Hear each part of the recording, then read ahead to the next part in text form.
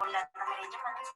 Tapi kalau kita terjun di QLab mau menjadi assistant trainer, diterjun langsung dengan pelaku-pelakunya, itu benar-benar kita tahu bahwa data itu luas banget dan fungsinya tuh banyak banget.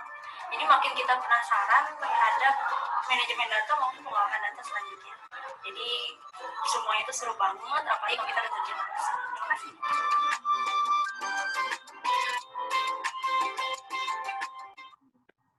Oke, selanjutnya juga ada video lagi tentang salah satu aktivitas pembelajaran dari DDQ Lab, Data Challenge, di mana di sini members bisa mengerjakan project dan mendapatkan feedback langsung dari mentor. Boleh di-play videonya?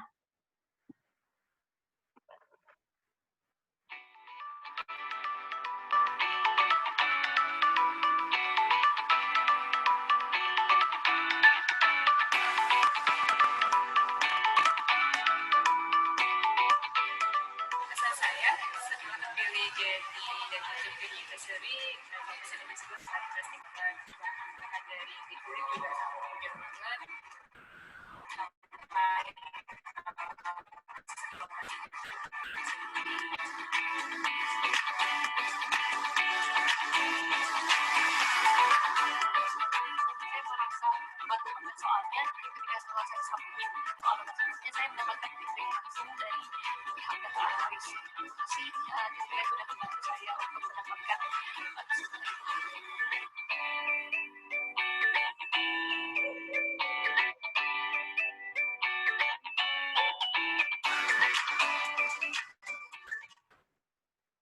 Oke, selanjutnya boleh di next.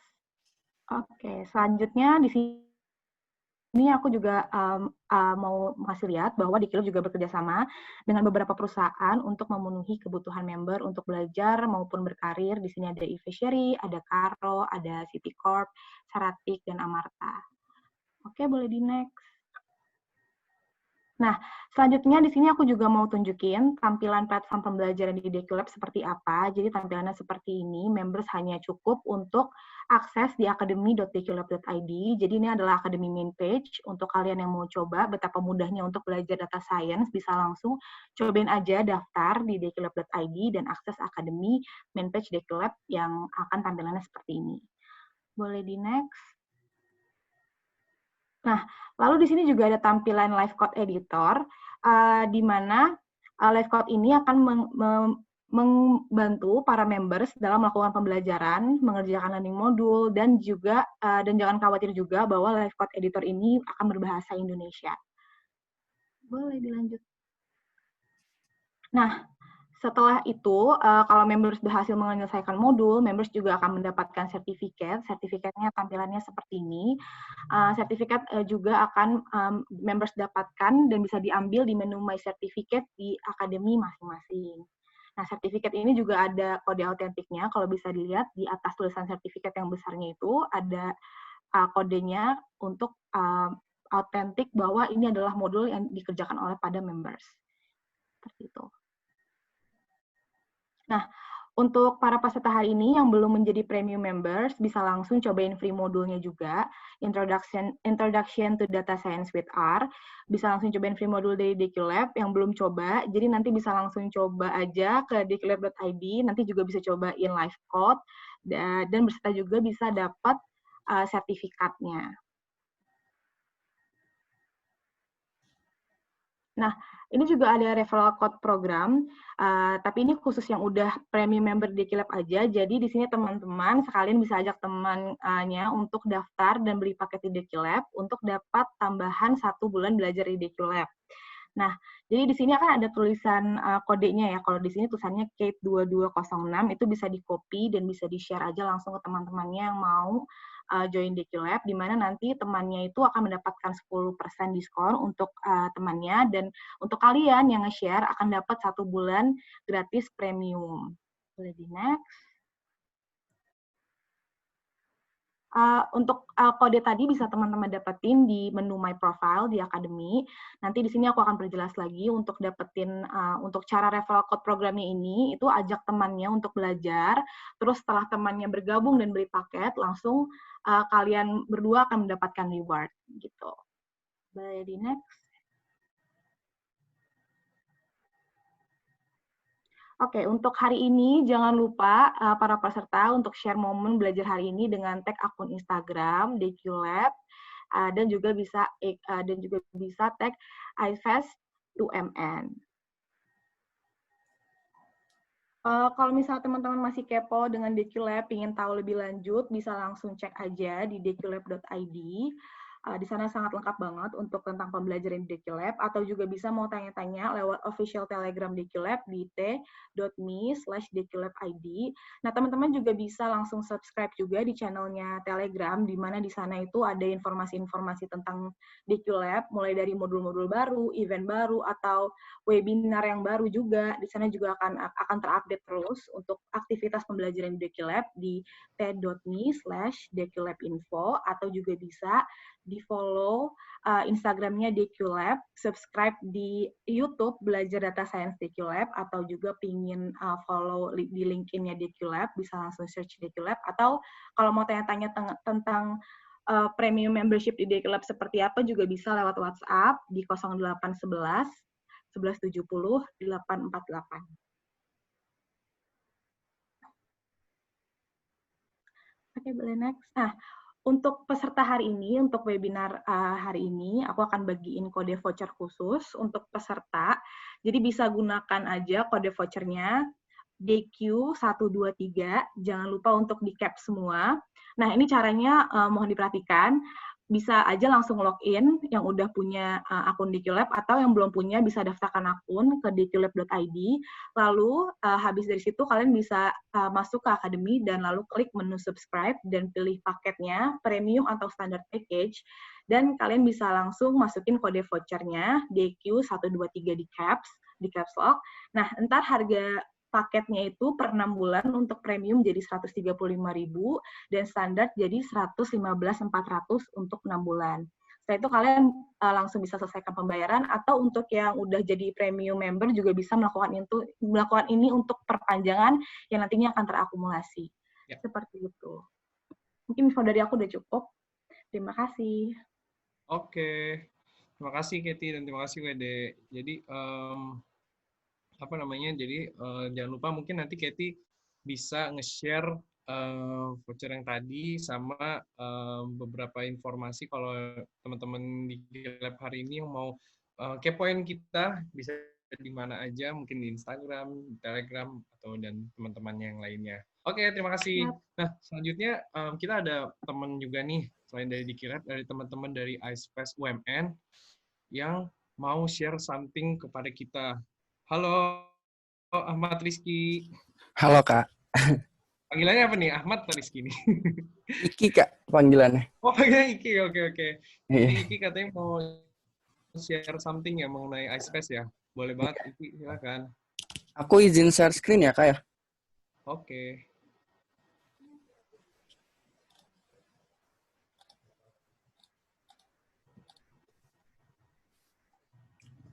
Kelihatan, Kak? Kelihatan ya? Ya. Sebelumnya, Assalamualaikum warahmatullahi wabarakatuh. Shalom, Om Swastiastu, Namo Buddhaya. Salam kebajikan. Oke, selamat malam teman-teman. Perkenalkan, aku Iki dari Sistem Informasi 2018 Universitas Multimedia Nusantara sebagai perwakilan ISWES 2020. Untuk teman-teman yang belum tahu ISWES itu apa, ISWES ialah merupakan salah satu program kerja dari Himpunan Mahasiswa Sistem Informasi yang dimana mengadakan lomba yang terbagi menjadi dua kategori, yaitu akademik dan juga non-akademik. Di akademik sendiri, kita dibagi dua juga perlombaannya, yaitu ada data competition dan juga ide bisnis TIK. Untuk teman-teman yang ingin mengikuti data competition, itu terkhusus untuk mahasiswa dengan fee sebesar 150.000 dan include gratis akun DQLab selama 6 bulan untuk satu akun per tim. Yang biasanya per bulan itu dikenakan 190.000, tapi teman-teman di sini dengan mengikuti lomba iSfest bisa juga dapat akun DQLab dengan hanya 150.000. Lalu lomba kedua di bidang akademik, yaitu ada ide bisnis TIK. Ini terkhusus untuk SMA atau SMK sederajat, yang dimana fee-nya itu gratis. Jadi untuk teman-teman yang di sini yang mempunyai adik tingkat atau adiknya yang masih SMA bisa banget nih diinformasiin kepada adik-adiknya soal lomba ini. Lalu kami juga ada lomba non-akademik, yaitu Mobile Legends, yang dimana fee-nya kita kenakan gratis juga, yaitu kita membuka 64 slot tim. Jadi untuk teman-teman yang ingin mendaftar perlombaan Mobile Legends ini, bisa banget nih. Kami tunggu penutupan close register-nya pada tanggal 19 September 2020. Itu untuk lomba non-akademik. Tetapi untuk lomba yang akademik akan kami tutup close register-nya pada tanggal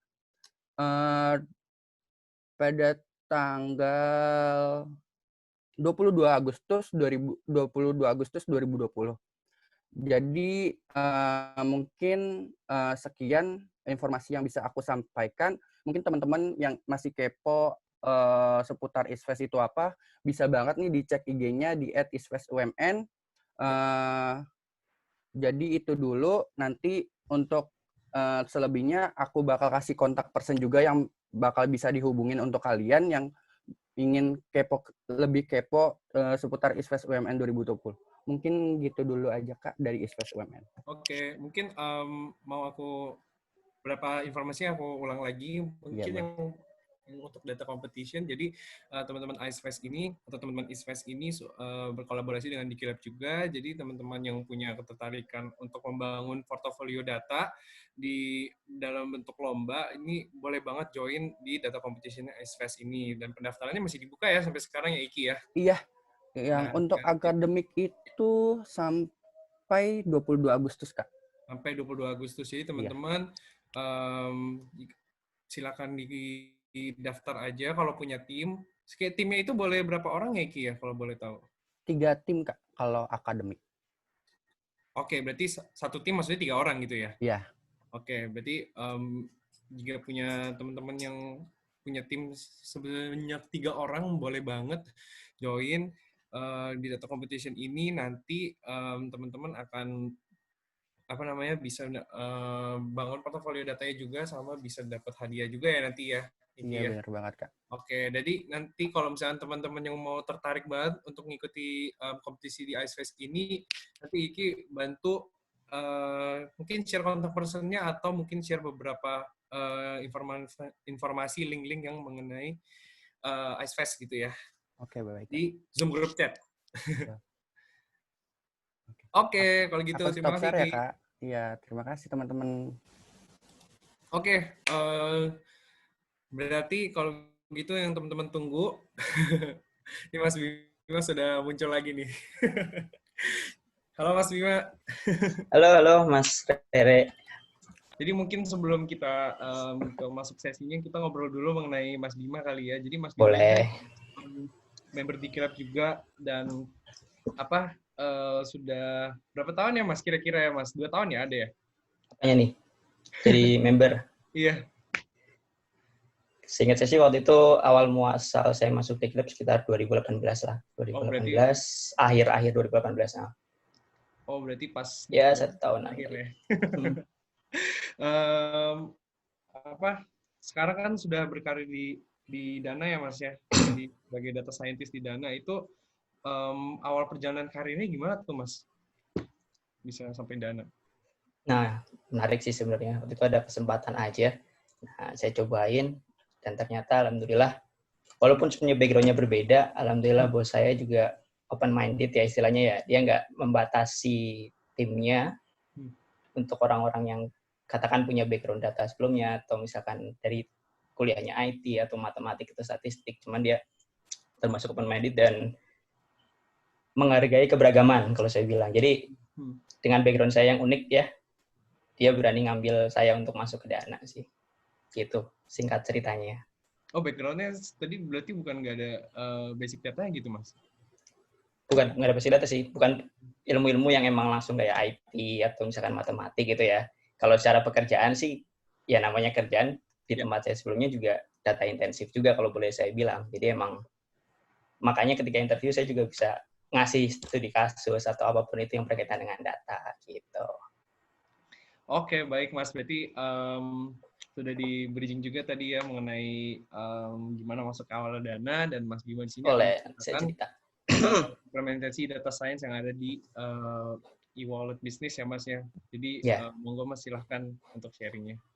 oke, boleh. Ini menarik banget, udah ada 250 ya hampir ya. Ini langsung saya share screen aja. Oke.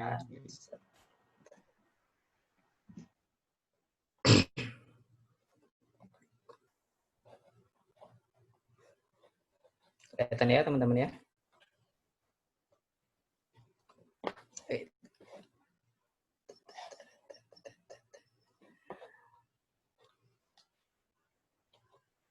Oke, ya. Jadi di sini malam ini saya mau coba cerita nih sama teman-teman yang antusiasnya luar biasa banget untuk malam-malam masih mau semangat belajar tentang data. Nah, jadi saya mau ceritain tentang data science yang diterapin di e-wallet bisnis. Kalau khususnya di tempat saya kerja itu di Dana Indonesia. Mungkin nanti saya kenalin sedikit Dana itu apa. Kalau ada yang belum tahu, harusnya sih udah pada sering lihat lah ya, mulai dari 2 tahun lalu. Saya langsung masuk aja.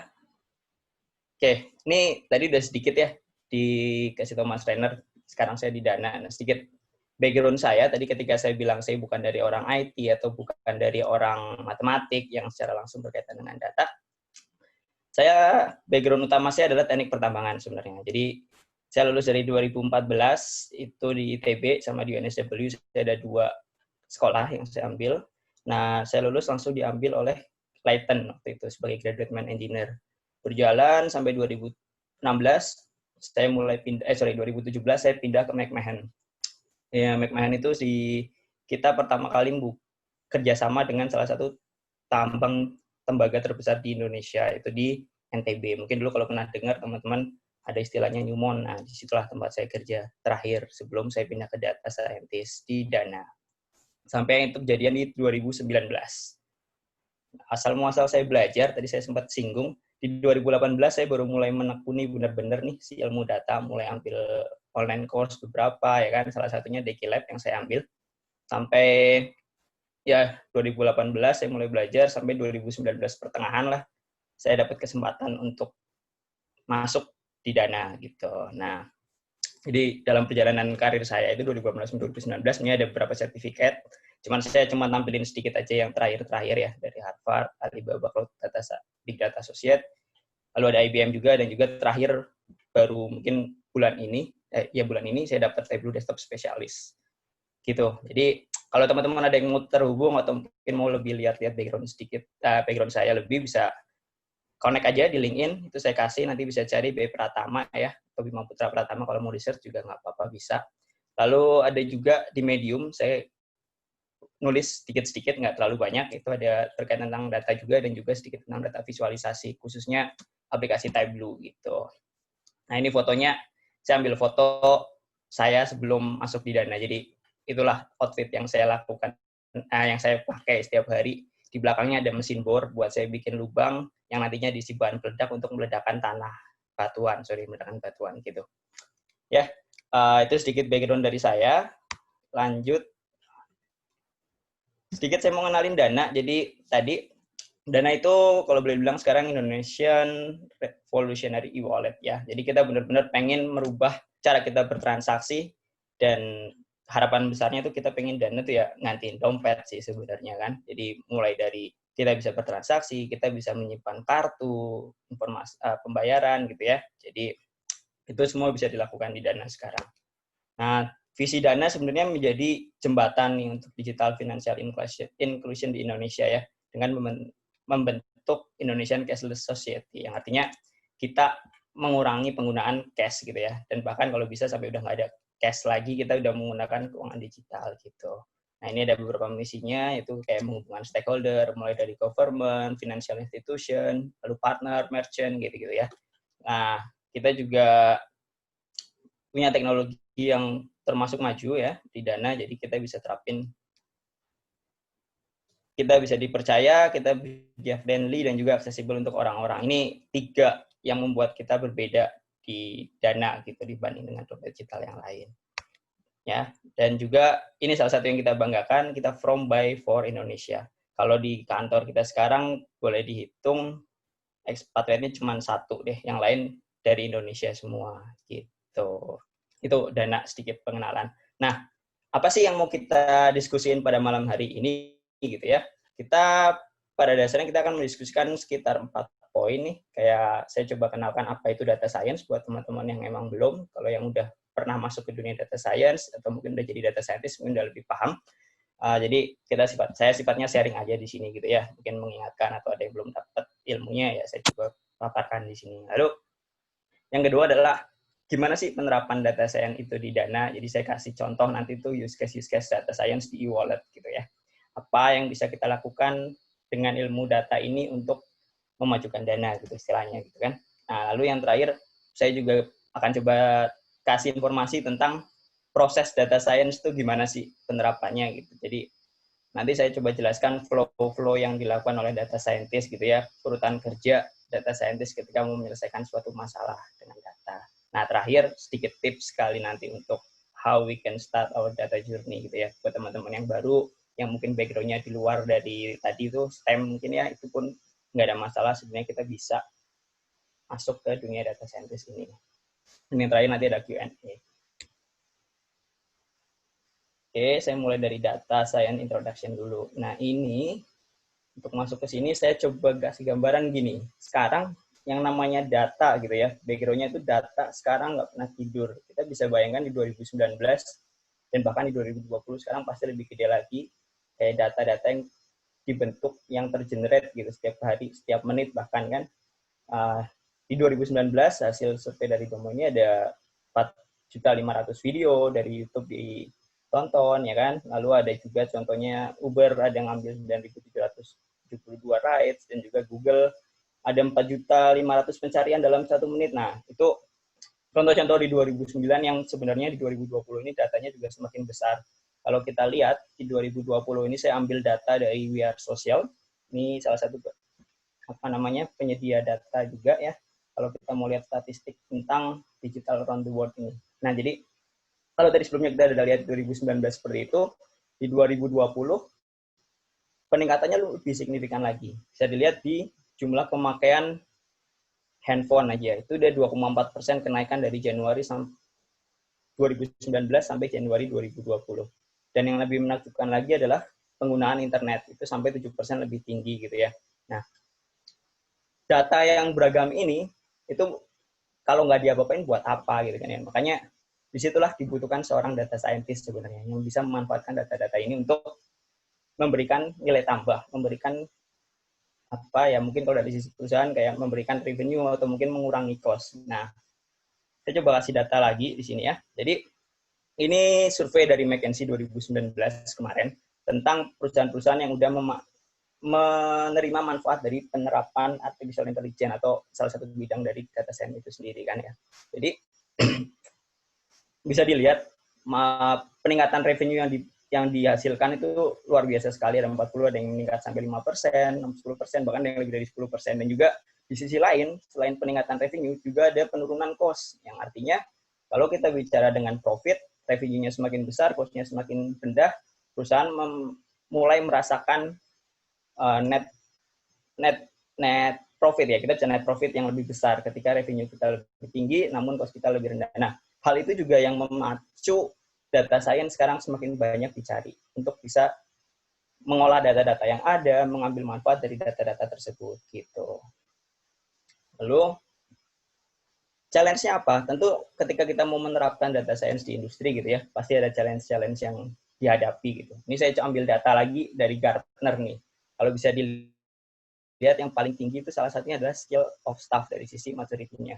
Jadi benar-benar sekarang orang-orang yang bisa skill datanya itu masih sedikit gitu, dan sekarang ini demand-nya semakin besar karena penerapannya banyak yang pengen digenjot gitu kan, tetapi dari sisi orangnya juga masih belum banyak yang tersedia. Nah, ini yang kalau kita bicara supply and demand gitu kan, orang-orangnya sedikit, yang butuh banyak. Nah, akhirnya data science ini semakin dicari akhirnya gitu kan ya. Dan juga ini tantangan juga buat kayak teman-teman Dekilab. Ini salah satu mungkin sumbangsi Dekilab juga ya, membantu memberikan tempat gitu untuk orang-orang belajar data science yang akhirnya kita bisa mengurangi permasalahan dengan skill daripada skill-skill tenaga kerjanya untuk bisa menerapkan adoption dari AI itu sendiri gitu. Nah, ya kan tadi saya sempat bilang ketika supply and demand, benar ini saya juga ngambil data lagi dari World Economic Forum tentang jobs of tomorrow. Jadi teman-teman yang mau belajar data itu potensinya luar biasa sekali. Di 2020 ini diproyeksikan sampai 2022 kenaikannya juga lumayan ya dari job opportunity-nya ini data sepeda di LinkedIn. Gitu teman-teman. Nah, jadi tadi kita udah lihat tuh background-nya ya kenapa data science benar-benar sekarang lagi tinggi gitu kan ya, banyak dibutuhkan. Dan sebenarnya jadi pertanyaan akhirnya adalah apa sih sebenarnya data science gitu. Nah, data science itu gampangnya adalah gimana kita bisa mendapatkan suatu insight gitu ya dari data-data yang kita punya menggunakan metode saintifik untuk merubah data yang kita punya jadi suatu action. Jadi suatu action yang bermanfaat untuk orang-orang gitu ya, baik dari sisi perusahaan atau dari sisi orang-orang yang nantinya akan menerima manfaatnya gitu. Jadi itu gampangnya data science. Nah, sekarang data science itu adalah kombinasi dari skill-skill yang lumayan unik gitu kan ya. Jadi dia bukan suatu bidang yang berdiri sendiri, tapi merupakan suatu kombinasi dari beberapa skill. Nah, apa aja? Itu kita bicara ada 3 kalau teman-teman lihat dari Venn diagram di sebelah kiri ini. Yang pertama ada computer programming skill. Ini di mana teman-teman IT yang mungkin sekarang udah lebih kuat gitu ya dari sisi programmingnya. Lalu ada matematik juga dan statistik. Ini juga salah satu dasar untuk kita bisa berkarir di bidang data science gitu ya. Jadi 2 ini mungkin dari background-nya dapat, lalu ada juga yang terakhir adalah business knowledge. Nah, 3 bidang ini yang harus kita kombinasikan gitu, yang harus kita kuasai untuk bisa berkarir di bidang data science. Gitu. Mungkin memang nggak semuanya bisa menguasai 3-tiganya secara utuh gitu kan. Cuman namanya di perusahaan pun kita juga bekerja nggak sendirian. Kita bekerja sebagai tim gitu kan ya. Jadi mungkin nanti ada orang yang memang unggul di komputer, programmingnya, ada yang sangat unggul di matematik, dan juga ada yang unggul di bisnisnya. Nah, ketika saya contohin tadi, mungkin saya dari sisi komputer juga masih baru, dari sisi matematik atau statistik juga dasar-dasar aja.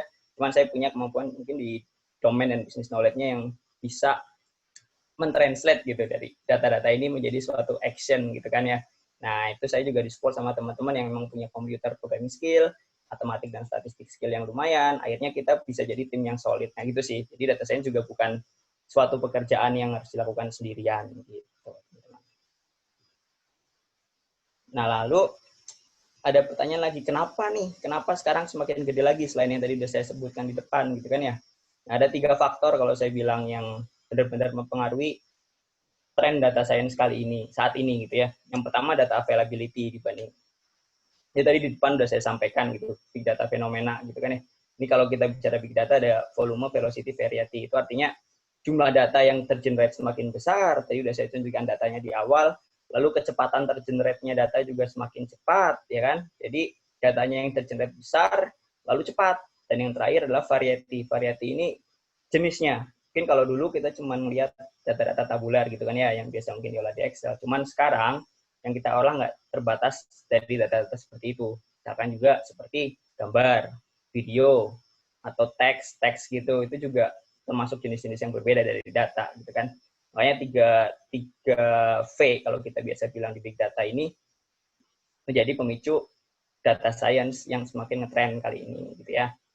Lalu massive compute power. Nah, dulu mungkin kita bisa bayangin ya untuk melakukan suatu komputasi butuh komputer yang segedung-gedung gitu kan ya istilahnya kasarnya kan.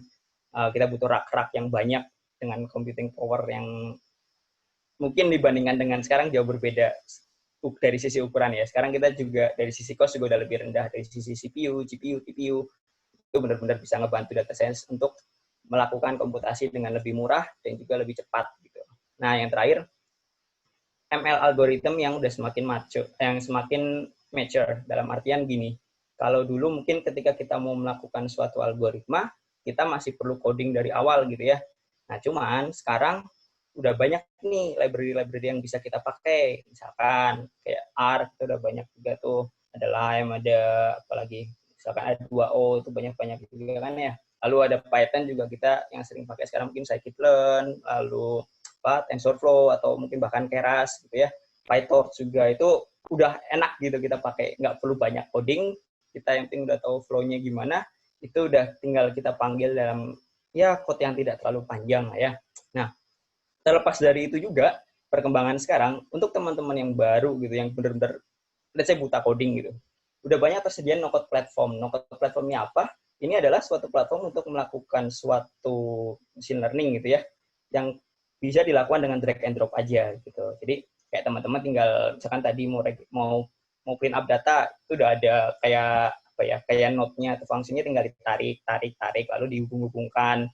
Itu kayak ya udah, kita asal tahu flow-nya, kita udah paham konsepnya, kita tahu urutannya, nggak perlu ngoding lagi, tinggal drag and drop, sambung-sambung flow-nya, udah kita biarkan mesin berjalan. Itu macam-macam. Misalkan kayak Microsoft punya Azure Machine Learning gitu kan ya. Lalu ada Alibaba juga punya Pi. Lalu yang open source itu ada Knaim, ada Orange juga. Biasanya kalau teman-teman install Anaconda itu, sekarang mungkin lihat ada yang orange, bulat-bulat warna orange, nah itu namanya Orange. Itu juga salah satu no-code platform untuk machine learning. Enak banget pakainya. Gitu. Nah, 3 faktor ini nih teman-teman yang bikin data science sekarang udah semakin lebih bisa dilakukan oleh banyak orang. Gitu. Nah, ketika kita bicara data science, pasti 3 ini nih yang sering didengar ya. Ada artificial intelligence, ada machine learning, ada deep learning gitu kan. Nah, itu sebenarnya semuanya berkaitan. Kalau kita lihat dari luasnya, itu artificial intelligence, ini gimana kita bisa bikin mesin untuk berperilaku gitu ya.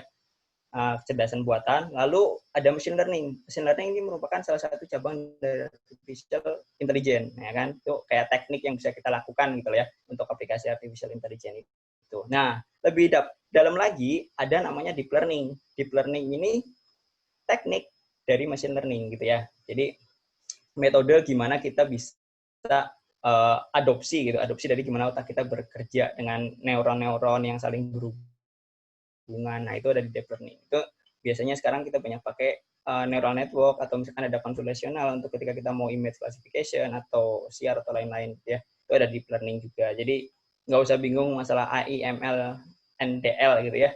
Ini semuanya berkaitan dan juga ada hierarkinya gitu, teman-teman.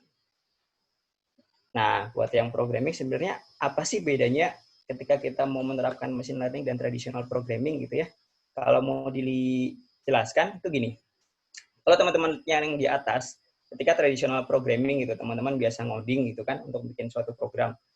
Nah, yang teman-teman bikin adalah rules dan juga datanya, ya kan? Nah, itu nanti baru jadi suatu program, ya kan? Nah, kebalikannya dari machine learning itu adalah teman-teman menggunakan data, ya kan? Menggunakan data dan juga labelnya itu kalau saya bilang di sini answer-nya gitu ya.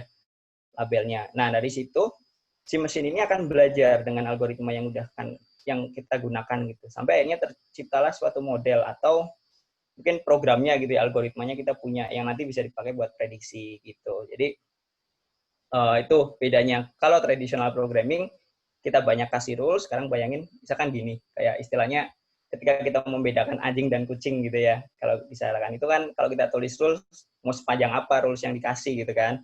Nah, sedangkan ketika kita kerjakan dengan machine learning, ya udah kita tinggal kasih mesin itu gambar-gambar anjing dan gambar-gambar kucing yang banyak ya, yang banyak dalam artian karena si mesin bakal belajar dari data, semakin banyak data kita dan semakin variasi gitu yang berkaitan dengan label itu, lalu kita kasih label, maka dia akan belajar untuk membedakan ya istilahnya kayak bayi belajar gitu kali ya. Kalau kita ngasih tahu bayi kan sedikit-sedikit ini benar, ini salah, ini benar, ini salah. Nah, itu kayaknya dia belajar sendiri dan tahu untuk membedakan hal-hal kayak gitu. Gitu untuk konsep dari machine learning itu sendiri. Nah, jenisnya apa aja? Jenisnya itu ada 3 sebenarnya yang besar gitu. Ada supervised, ini yang kita kasih label gitu kan. Lalu ada yang unsupervised, ini yang si mesin benar-benar belajar, dia akan mencari pattern-pattern itu sendiri dari data yang kita punya. Lalu ada reinforcement learning. Reinforcement learning itu model apa ya? Istilahnya reward system gitu. Jadi ketika si mesin mencoba melakukan sesuatu dan yang dilakukan itu benar sesuai yang kita inginkan, kita kasih reward. Kalau dia melakukan sesuatu yang salah, nggak kita kasih reward. Jadi dia akan belajar mana sih membedakan mana yang benar, mana yang tidak benar itu dari situ. Nah, jenisnya juga macam-macam. Saya nggak akan banyak bicara dari teknikalnya gitu kan. Jadi kalau supervise itu misalkan contohnya dari classification, ini bisa diterapkan di beberapa use case kayak untuk mengidentifikasi transaksi bohong atau fraud yang berbahaya gitu kan, mengidentifikasi gambar, tadi yang saya kasih contoh kucing dan anjing, nanti saya contohin lagi, nggak apa-apa. Lalu ada customer retention, untuk apakah customer ini akan pergi dari kita atau tetap bertahan dengan kita gitu kan ya. Lalu selain klasifikasi tadi juga ada regresi gitu. Regresi ini contohnya ketika kita melakukan suatu forecasting, ya kan. Nah, misalkan kayak forecast cuaca, lalu pertumbuhan dari bisnis kita, dan juga misalkan kayak mengestimasi life expectancy ini ya, ini untuk di medical gitu kan. Nah, untuk unsupervised, ini dimensional reduction, ini kayak misalkan PCA gitu-gitu, kita bisa pakai juga. Lalu ada clustering, itu untuk mengkategorikan gitu, itu bisa dipakai buat recommendation system, customer segmentation, dan juga targeted marketing pada akhirnya. Nah, gitu. Lalu yang reinforcement learning, itu contohnya buat di apa itu namanya, di self driving car. Juga mungkin sekarang gamers juga banyak yang menerapkan reinforcement learning juga gitu. Nah, tadi ya sedikit saya bahas lagi tentang supervised learning. Tujuannya dia untuk memprediksi ya kan, atau membedakan suatu label. Ini contoh gambarannya yang tadi saya hubungkan juga dengan gimana kita membuat machine learning model. Ini kita ambil contoh gambar kucing dan bukan kucing. Aduh, sorry. Kucing dan bukan kucing. Jadi ini dia kita kasih data gitu kan, kucing, bukan kucing. Dari data ini terciptalah model kita nih buat belajar untuk membedakan mana yang kucing dan mana yang bukan, gitu kan. Nah, setelah jadi model ini bisa kita gunakan untuk memprediksi. Misalkan ketika kita coba kasih dia gambar yang baru yang di luar oleh training, itu dia akan mencoba membedakan. Misalkan yang ini cat. Nah, ini dia hijau berarti benar. Ini benar dia memprediksinya. Lalu yang ini salah. Kenapa? Mungkin ini agak berbeda gitu dengan kucing-kucing yang ada di sini. Makanya dia tidak dikategorikan sebagai cat. Ini juga karena datanya sedikit gitu ya. Kalau datanya semakin banyak, dia akan semakin pintar membedakan. Kayak ini walaupun ini kucing di dalam kardus, cuman karena nggak kelihatan kayak kucing, si model kita masih belum bisa menebak kalau itu kucing. Nah, itu nanti salah satu sini juga ketika gimana kita mengevaluasi dari model kita gitu.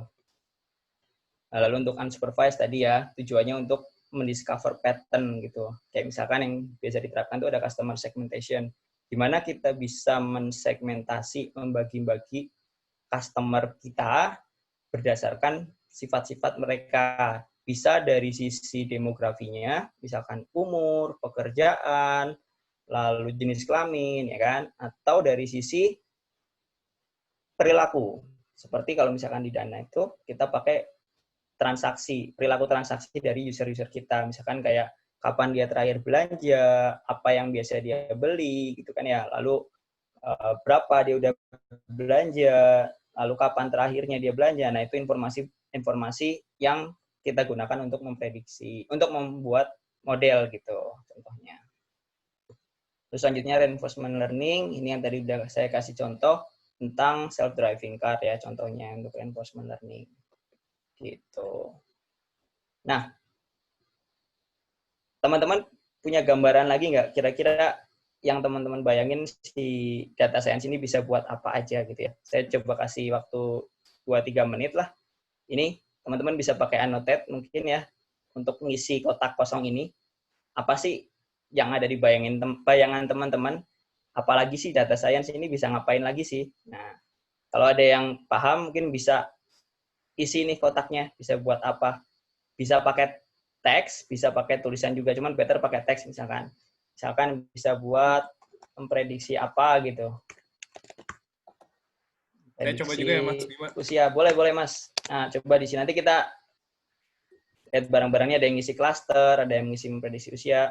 Oh, iya. Kalau yang belum pernah pakai fitur fitur annotate, bisa lihat di atas gitu ya. Ada Bima sharing biasanya, terus ada more option, pilih annotate di situ. Nah, itu nanti pilih yang teks aja.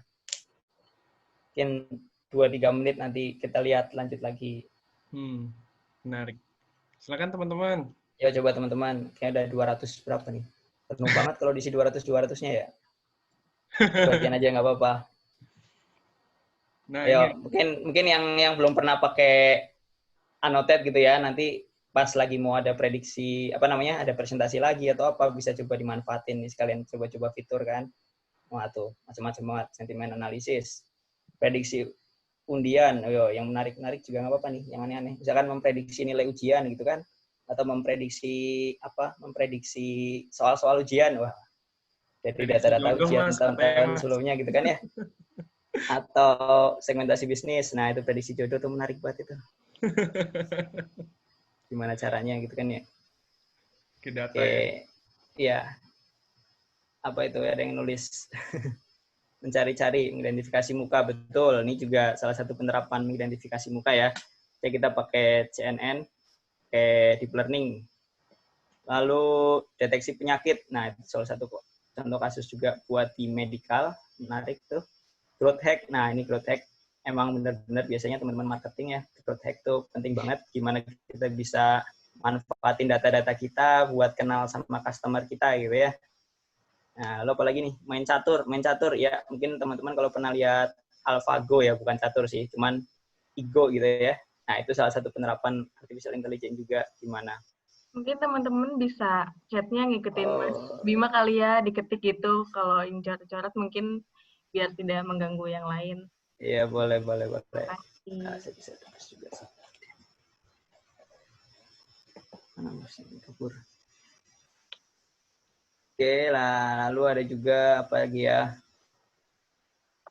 Rekomendasi sistem. Nah, ini rekomendasi benar-benar banyak juga penerapannya. Kalau teman-teman biasa belanja online gitu kan ya, belanja online, apa yang keluar di awal, yaitu yang biasa kita kerjain biasanya. Atau mungkin habis dari Instagram searching apa, tiba-tiba habis itu iklan-iklannya berubah semua. Itu rekomendasi sistem juga.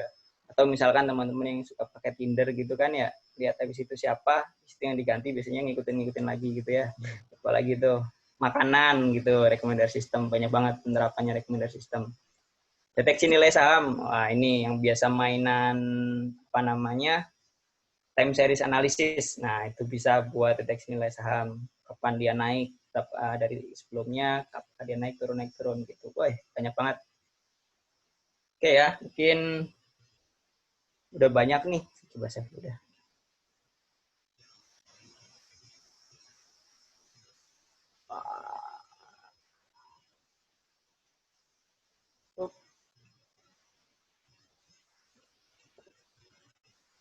Jadi emang teman-teman juga udah lumayan paham gitu kan ya, apa-apa aja sih kegunaan machine learning ini, apa aja manfaatnya, benar-benar variatif, banyak, dan bisa membantu kita ke depannya gitu.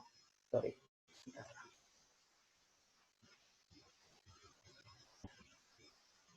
Ya, oke. Saya lanjutin ya.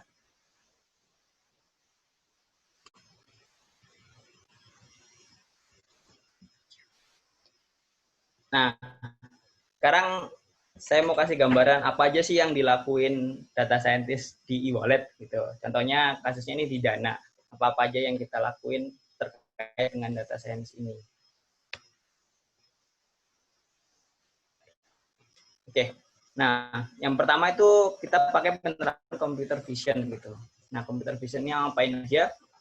Kita pakai buat facial recognition. Jadi itu nanti ketika teman-teman mau buka aplikasi, bisa scan pakai pemindaian muka gitu ya, untuk verifikasi. Nah, lebih jauhnya lagi mungkin kalau teman-teman yang pernah keluar, kayak misalnya ke China, itu teman-teman belanja gitu kan, beli minuman, kayak misalkan sekarang ada apa sih, vending box gitu ya, udah nggak perlu pakai ini lagi, teman-teman tinggal scan muka aja untuk bayar, itu langsung ke capture di situ. Itu menarik banget. Lalu ada juga buat OCR. OCR ini buat digitize text gitu. Jadi misalkan kita foto kartu gitu kan, kartu kredit atau kartu debit gitu. Ketika kita mau binding kartu kita, itu kita nggak perlu ngetik lagi. Teman-teman tinggal foto aja, udah nanti informasi teksnya akan langsung masuk. Lalu contoh lainnya misalkan kayak receipt juga bisa itu untuk kita foto. Nah, itu penerapan computer vision yang biasa dilakukan di e-wallet gitu kan. Nah, lalu ada chatbot. Chatbot ini personal asisten kita gitu ya, si robot kecil ini yang biasa kita pakai, nggak cuman buat ini buat memudahkan dari customer service gitu. Bayangin ada 40 juta pengguna Dana, misalkan banyak yang komplain atau misalkan minta saran, nah itu kalau di handle satu-satu oleh customer service kan susah banget gitu ya, mungkin nggak capture semua. Nah, makanya kita generate si chatbot ini yang dia bisa membantu masalah-masalah yang mungkin udah sering ditanyakan oleh orang-orang gitu kan. Kita biarkan dia belajar apa aja sih pertanyaan yang biasa ditanyakan, lalu kita beri solusinya, itu chatbot. Nggak cuma buat merchant, nggak cuma buat orang gitu ya, tapi kita juga kasih buat merchant. Kayak misalkan ada masalah nih di alat di sini, dia bisa kontak chatbotnya dulu. Kalau emang belum bisa dikerjakan oleh chatbot, baru kita bisa turunkan si customer service-nya gitu. Jadi benar-benar ngebantu banget si chatbot ini.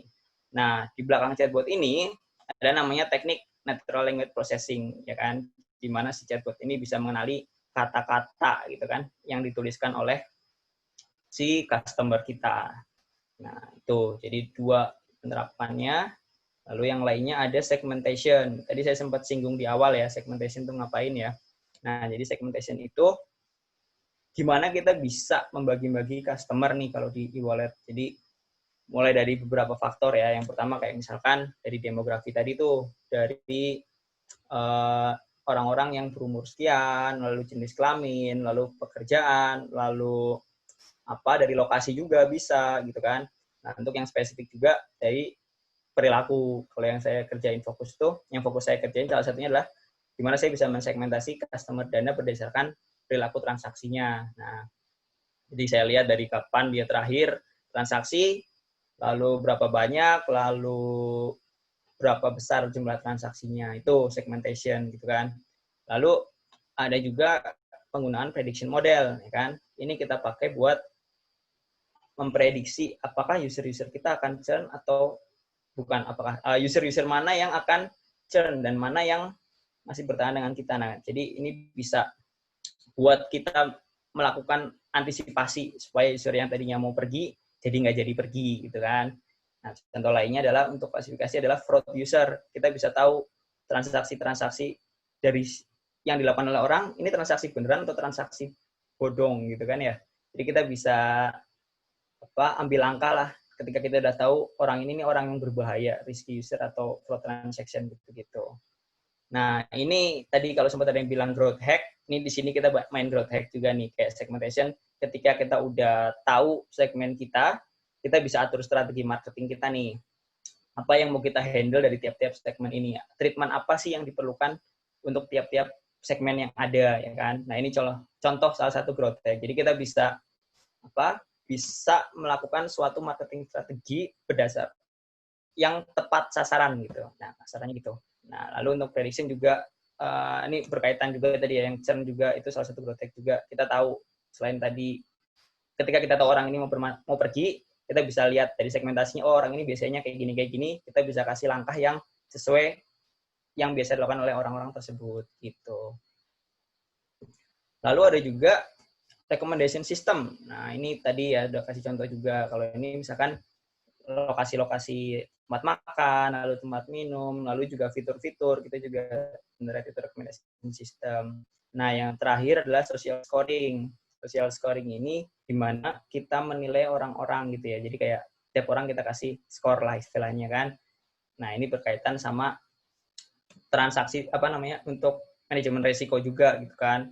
Misalkan dari transaksi limitnya, lalu nanti akhirnya skor yang tadi bisa dipakai untuk berbagai hal gitu. Misalkan kayak untuk pembatasan transaksi, misalkan kayak nanti ada pinjaman limit gitu kan, cuman kita belum sampai situ gitu untuk yang loan limit. Jadi social scoring ini masih kita develop, ketika udah jadi nanti penerapannya ke situ tadi tuh, buat transaction limit, lalu buat pinjaman limit gitu kan ya kalau memang nanti ada fitur itu. Gitu. Jadi apa tadi? 6 contoh yang kita kembangkan atau aplikasi dari data science di digital wallet gitu, dari e-wallet gitu. Mulai dari tadi yang awal adalah computer vision, lalu ada chatbot juga, itu NLP, lalu ada segmentation, itu kita pakai supervised learning, ya kan. Lalu ada juga prediction model ya, itu yang kita pakai supervised learning, recommendation system juga, ada social scoring, ini gabungan dari statistik. Jadi bervariatif lah yang kita lakukan gitu oleh teman-teman di Dana itu sendiri, di e-wallet pada umumnya gitu. Nah, gimana sih kalau misalnya teman-teman pertanyaannya, gimana sih data science ini kerja gitu? Gimana sih alur kerja dari teman-teman data science ini? Nah, ini saya ambil contoh aja ya. Nah, yang biasa biasanya ini adalah salah satu framework gitu ya, CRISP-DM gitu, atau Cross Industry Process for Data Mining. Nah, framework ini banyak digunakan ya untuk untuk proyek-proyek yang berkaitan dengan data. Nah, dan memang kita juga menerapkan model bisnis project model yang seperti ini gitu. Jadi ketika kita mau mengerjakan project, itu kita mulai dari understand bisnisnya dulu nih. Apa maksudnya understand bisnisnya dulu nih? Kita benar-benar cari tujuan kita mau ngapain ya kan. Baru kita cari datanya, ya kan? Kita gali datanya, data preparation, data understanding, lalu kita mengalih ke data preparation. Dari situ baru datanya kita bersihkan, data wrangling gitu-gitu ya. Baru ketika datanya udah siap, di modeling, lalu kalau misalkan belum cocok, kita bisa balik preparasi lagi, ya kan? Teman-teman bisa lihat panahnya itu dua arah, itu bisa iteratif di situ kan. Baru sampai akhirnya dievaluasi model kita. Nah, apakah model kita udah siap di deploy atau masih harus kita ulangi lagi, kita review lagi, kita ulangin lagi. Nah, gitu. Itu CRISP-DM ya. Jadi saya coba jabarkan satu-satu. Saya ambil contoh kasus deh. Contoh kasus tuh tadi misalkan segmentation gitu ya. Nah, di fase understanding ini, jadi ketika saya mau bikin segmentasi itu, saya akan bekerja sama dengan teman-teman marketing dan juga teman-teman growth ya. Jadi ini kaitannya untuk growth hack kan. Nah, jadi gini, background-nya ketika teman-teman dari growth atau dari marketing pengen melakukan suatu promosi gitu kan promo itu nggak cocok buat semua orang ya. Nah, makanya dia perlu tahu dan dia juga perlu mengatur strategi gimana sih sebenarnya segmen-segmen orang di Dana itu yang cocok untuk mereka lakukan, segmennya seperti apa yang nantinya mereka bisa atur strateginya untuk marketing. Nah, dari situ di fase business understanding ini benar-benar sebagai data scientist kita harus banyak berkomunikasi. Jadi satu poin, communication skill itu penting banget, marketing skill juga ya kan. Sebelum kita bisa mulai project, kita harus cari klien internal, dalam artian kita harus bisa kita harus bisa mencari kasus ya, mencari masalah yang bisa dipecahkan, dan mereka juga harus percaya kepada kita untuk bisa menyelesaikan masalah itu. Jadi di sini kita di fase harus benar-benar bisa berkomunikasi dengan user-user kita ya. Kalau tadi saya ambil contoh ketika customer segmentation adalah teman-teman dari growth atau dari marketing. Nah, di situ benar-benar isinya kayak meeting, diskusi, ya, sampai kita udah merumuskan tujuan besar kita, ya kan? Jadi kalau dari case-nya tadi, kita pengen membuat segmen, kita pengen tahu customer kita itu sebenarnya segmennya seperti apa, ya kan? Contoh kasusnya ini kita ambil customer segmentation berdasarkan transaksi misalkan ya. Kan? Setelah udah oke, baru kita harus ngerti nih data kita di dalam itu seperti apa sih, kita punya data apa aja sih, data-data apa aja yang bisa kita pakai. Nah, di sini kita harus mengumpulkan data dari berbagai sumber ya. Mungkin di kantor ada teman-teman data engineer juga yang membantu di proses ini. Jadi ketika kita butuh data, teman-teman data engineer sudah siapin di data warehouse gitu. Kita tinggal ambil lah istilahnya ya. Jadi kalau di e-wallet gitu, kita punya beberapa sumber data, misalkan kayak dari data transaksi, lalu dari data behavior, data survei, data QIC data, ini data customer kita ya, know your customer, ini personal identification, itu ada QIC data namanya. Lalu ada merchant data juga. Nah, cuman ketika kita mau customer segmentation, kita akan fokus di transactional data aja. Jadi, seperti tadi saya bilang, kita mau lihat kapan terakhir kali user ini transaksi, dia transaksi apa aja, lalu seberapa besar nilai transaksinya itu bisa kita cari dari data transaksional gitu kan ya. Nah, ini yang sebelah kanan teman-teman bisa lihat beberapa stack yang biasa dipakai gitu. Ada GCP mungkin ya, ada GCP, ada Alibaba Cloud, ada AWS juga, IBM, lalu Microsoft ini big player-nya lah. Nah, kalau tempat kita tuh ada emang khusus sendiri, itu yang dengan Unfinance, ada juga yang dengan Alibaba Cloud kita masih pakai di sana gitu. Mungkin ada teman-teman lain yang pakai GCP gitu ya. Kemarin sempat hype karena GCP akhirnya bikin data center baru di Indonesia ya udah dibuka gitu. Untuk finansial penting soalnya kita punya data center di negara kita sendiri, nggak membawa datanya keluar. Gitu. Itu data understanding. Nah, setelah datanya kita udah paham, dalam artian udah kita explore ya, udah kita ambil data-data yang kita butuhkan, saatnya dibersihkan karena 80% gitu kalau orang bilang 80% data kita tuh sebagai data scientist ngurusin datanya sampai datanya bersih gitu kan ya. Nah, kenapa misalkan nih ketika kita dapat data itu ada duplikasi atau misalkan ada data-data yang nol atau yang misalkan hilang atau misalkan emang ya ada kesalahan dari data warehouse-nya macam-macam lah ya penyebabnya. Lalu ada juga yang duplikat. Nah, itu benar-benar gimana nih kita bisa membersihkan data kita gitu. Kita siapin data kita supaya model ready, supaya data kita siap untuk dilakukan permodelan ya kan.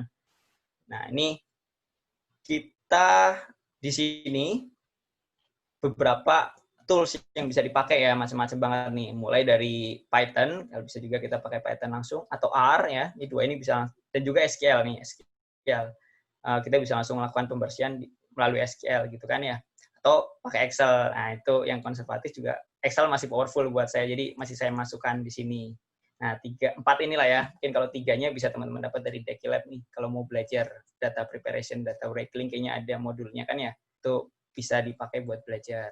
Nah, lalu kemudian baru masuk ke modeling ya. Jadi, kalau di studi kasus kita tadi, kita mau bikin customer segmentation, artinya kita perlu algoritma yang yang bisa untuk discover tadi itu. Nah, akhirnya kita pakai unsupervised learning. Contoh yang bisa dipakai, itu kita bisa pakai k-means, atau kita bisa pakai dbScan, atau bisa pakai aglomeratif, atau aglomeratif mirip kayak hierarchical clustering juga itu bisa dipakai gitu. Jadi macam-macam banget modelnya ya. Kita bisa coba 4-4-nya lalu kita bandingin mana sih yang paling make sense gitu kan, mana yang bisa kita evaluasi performanya. Nah, itu. Jadi ini ada sedikit karikatur gitu ya. Kalau kita kasarannya ketika kita mau bikin model gitu kan, kita tumplakin datanya, kita aduk sampai akhirnya ketemu jawaban. Kalau masih kurang bagus, ya either kita tambahin datanya lagi atau kita aduk lagi lebih lama gitu kan ya, sampai kita ketemu jawaban yang lebih baik lagi gitu. Stack-nya juga macam-macam, masih sama ya, Python, R bisa, ada juga TensorFlow atau bahkan Keras. Yang sebelah kanan ini yang menarik itu ada Azure Machine Learning tadi yang saya bilang drag and drop juga. SageMaker juga bisa melakukan hal yang sama. IBM Watson juga punya. Lalu dari Alibaba juga kita punya Pi, dan juga ada DSW juga. Itu beberapa yang bisa kita gunakan untuk permodelan ya. Baru kita evaluasi. Kalau udah cocok setelah evaluasi, jadi setelah modelnya jadi kita evaluasi. Setelah jadi evaluasi kita harus discuss lagi nih ke tim bisnis lagi. Udah cocok belum nih? Udah make sense belum dari sisi mereka gitu kan ya? Sampai akhirnya kedua belah pihak setuju ya, bisnis dan juga data scientist gitu kan, untuk running modelnya, baru kita ke fase selanjutnya. Nah, fase selanjutnya itu deployment. Deployment ini variatif banget. Jadi, kalau kita bicara deployment tuh ada macam-macam gitu ya. Ada mungkin mereka yang cuma butuh visualisasi aja. Nah, itu kita bisa pakai Tableau atau misalkan Power BI ya, untuk visualisasi dashboard gitu kan ya. Atau mungkin cuma butuh kita presentasi, dari hasil analisa kita, dari hasil eksperimen kita mungkin hanya cuma butuh presentasikan ke orang-orang, kita bisa pakai PowerPoint doang gitu kan ya, sesimpel itu. Atau kalau memang kan model yang kita butuhkan itu perlu di-deploy dalam bentuk web, kita bisa pakai Flash, namanya ini untuk Python, lalu ada Shiny juga untuk R ya. Ini gimana kita bisa deployment untuk bikin web service gitu, dalam bentuk web gitu. Nah, semuanya ini bisa dibantu dengan Docker juga. Docker ini container service. Jadi kita bisa wrap up semua coding kita dalam bentuk container istilahnya gitu kan ya. Lalu kita deploy dengan Docker. Gitu. Jadi ketika kita bicara deployment macam-macam lah, tergantung kebutuhan teman-teman ini, analisanya atau modelnya itu mau dipakai sejauh apa ya kan. Ya kan, ketika memang butuh sampai mobile, nanti mungkin perlu bikin API juga untuk komunikasi. Jadi kan nggak mungkin kita taruh modelnya di langsung kita taruh modelnya di device gitu, misalkan ya kalau kayak di Dana gitu kan bakal gede banget aplikasinya. Makanya kita bikin kayak API connection gitu. Jadi dari handphone request ke server balikin datanya. Seperti itu untuk deployment. Nah, jadi selanjutnya nih, gimana sih? Nih, saya mau kasih tips-tips aja sih sedikit tentang ketika kita mau masuk ke dunia data ini ya. Ini tiga jenis karir sebenarnya yang cukup populer di bidang data ya. Walaupun nggak terbatas dengan 3 ini, masih ada kayak machine learning, kayak machine learning engineer, BI, ya kan. Cuman saya masukin 3 aja dulu gitu. Data engineer, data analis, dan juga data scientist, ya kan. Misalkan data engineer ini, kalau saya kasih gambaran, tugasnya dia adalah mempersiapkan data kita dalam artian data pipelining, data warehousing, dan juga dia juga bikin data API gitu ya. Nah, ini yang bertugas sebagai engineer untuk menyiapkan platform, menyiapkan data supaya bisa dipakai oleh teman-teman data analis dan data scientist ya. Nah, lalu masuk ke data analis nih. Data analis ini dia lebih banyak kalau kita bicara tingkatan analisa, dia banyak di tataran deskriptif ya kan. Jadi dia melihat data-data yang udah lampau, ya kan, dia bikin laporan, dia bikin dashboard, ya kan. Di situ teman-teman data analis benar-benar butuh skill-skill yang tadi tuh contohnya udah disebutin di awal tuh kayak SQL ya untuk narik data dan juga gimana bisa mengolah datanya lewat SQL. Lalu dashboard ini bisa macam-macam juga, mungkin bisa kayak Tableau atau misalkan bahkan pakai R atau Python pun bisa dia sebenarnya dengan dibentuk dalam bentuk web service gitu kan. Bisa pakai Plotly kalau Python tuh dia bisa bikin dashboard juga. DAS itu salah satu bagian dari Plotly juga. Lalu data scientist. Nah, data scientist ini dia lebih ke tataran prediktif nih dan juga preskriptif. Artinya apa? Dia ngambil data yang lampau untuk bisa digunakan memprediksi ke masa depan gitu kan ya. Jadi kayak istilahnya data-data tadi kita pakai bikin modelnya bisa dipakai untuk melakukan suatu prediksi atau melakukan suatu klasifikasi gitu kan yang bakal dipakai berkelanjutan. Sampai juga preskriptif bisa mendapatkan informasi apa sih yang perlu dilakukan gitu kan ya ketika kita udah tahu oh kondisinya bakal kayak gini lalu kita harus ngapain. Nah itu bisa di-reveal juga dicari tahu juga oleh teman-teman data scientist. Jadi 3 ini nih teman-teman gambaran besar yang karir di bidang data. Tadi saya sempat bilang juga masih ada beberapa kayak BI sebenarnya mirip-mirip dengan data analis juga ya kan. Lalu ada juga machine learning engineer. Nah ini kalau kita bicara data scientist bikin modelnya gitu ya, machine learning engineer ini dia ada di tengah-tengah sih sebenarnya dengan data engineer juga. Dia bertugas melakukan deployment biasanya. Dia yang men-scaling gitu ya, men-scaling model yang udah dibuat data scientist agar bisa dipakai secara luas gitu. Nah, data ini ketika kita udah masuk ya, yang saya rasakan itu kita nggak akan semakin saya belajar, semakin saya merasa nggak tahu gitu. Jadi tips buat teman-teman, jangan pernah berhenti belajar, jangan bosan-bosan belajar. Ini saya ambil 2 foto nih dari DekiLab ya. Waktu itu saya saat awal tahun 2019. Ini fitur DekiLab yang saya suka sebenarnya, paling saya suka yaitu meetup-nya. Cuman sekarang dengan kondisi pandemi, mungkin dengan webinar kayak gini ya. Kalau dulu kita benar-benar ketemu dan langsung diskusi langsung di tempat. Ini 2 meetup lah contoh yang saya ambil. Nah, jadi teman-teman kalau mau belajar, DekiLab ini cocok banget ya. Dia bahasa Indonesia juga kan. Misal teman-teman yang mungkin kurang dari bahasa Inggrisnya bisa belajar di sini. Dari price juga kompetitif dibanding dengan yang lainnya. Nah, cuman kalau teman-teman mau yang dari luar juga, ada beberapa yang bisa diambil kayak dari Udacity, Coursera, edX, atau DataCamp juga. Banyak banget lah. Selain ini juga masih banyak banget sumber-sumber belajar yang lain. Jadi pada intinya, jangan pernah berhenti belajar. Tempat belajarnya banyak banget, teman-teman tinggal pilih. Nah, yang kedua, selain dari belajar tadi, teman-teman juga harus siapin portofolio nih, ya kan? Portofolionya itu bisa dengan teman-teman melakukan project, ya kan? Lalu melakukan studi kasus. Nah, luckily beruntungnya DekiLab juga punya fitur seperti ini, jadi bisa dimanfaatin aja untuk teman-teman yang udah join atau yang belum juga mungkin silahkan untuk ikut project-projectnya DekiLab dan jangan lupa dipublish di GitHub misalkan gitu kan ya. Jadi teman-teman ketika butuh lagi nggak bingung nih nyarinya di mana, udah terkumpul di satu tempat gitu. Nah, contoh lainnya lagi ini Kaggle. Kaggle ini lumayan populer juga kalau teman-teman butuh dataset gitu misalkan ya, atau mau dia juga model-model challenge juga, itu bisa diikutin juga di Kaggle. Teman-teman bisa uji kemampuan ya kan, atau mungkin kalau nggak mau uji kemampuan dulu ya bisa lihat-lihat orang-orang yang sedang menguji kemampuannya, gimana sih mereka bekerja gitu kan ya, gimana sih mereka bikin modelnya, itu bisa kita dapat juga dari Kaggle. Jadi banyak banget juga tempat untuk portofolio.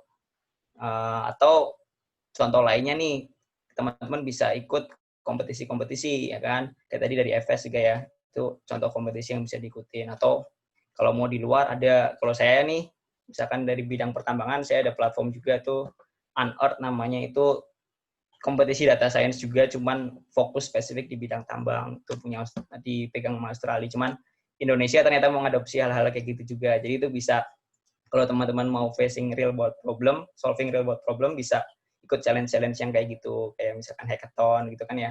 Mungkin kemarin-kemarin kalau ada yang sempat coba juga, Shopee ya. Shopee juga ngadain, lumayan menarik. Itu bisa jadi portofolio teman-teman juga. Nah, yang terakhir, setelah teman-teman udah belajar, punya portofolio, jangan diem aja. Keluar dari tempat persembunyian kalau saya bilang gitu kan ya. Percuma teman-teman jago banget, ya kan?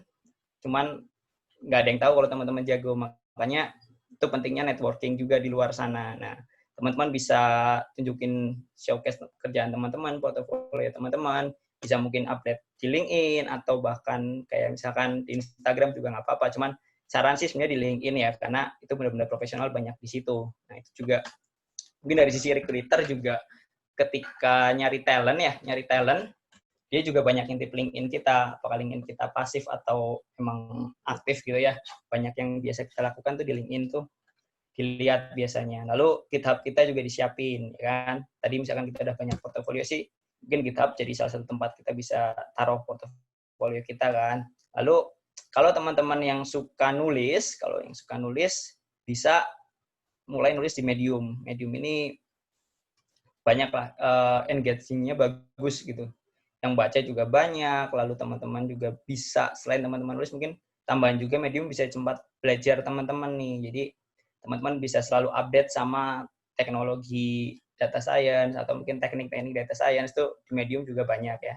Selain dari GitHub tadi, ya kan. Terlepas dari ini, mungkin kalau emang ada yang bisa sampai tulis technical paper, itu lebih bagus lagi gitu.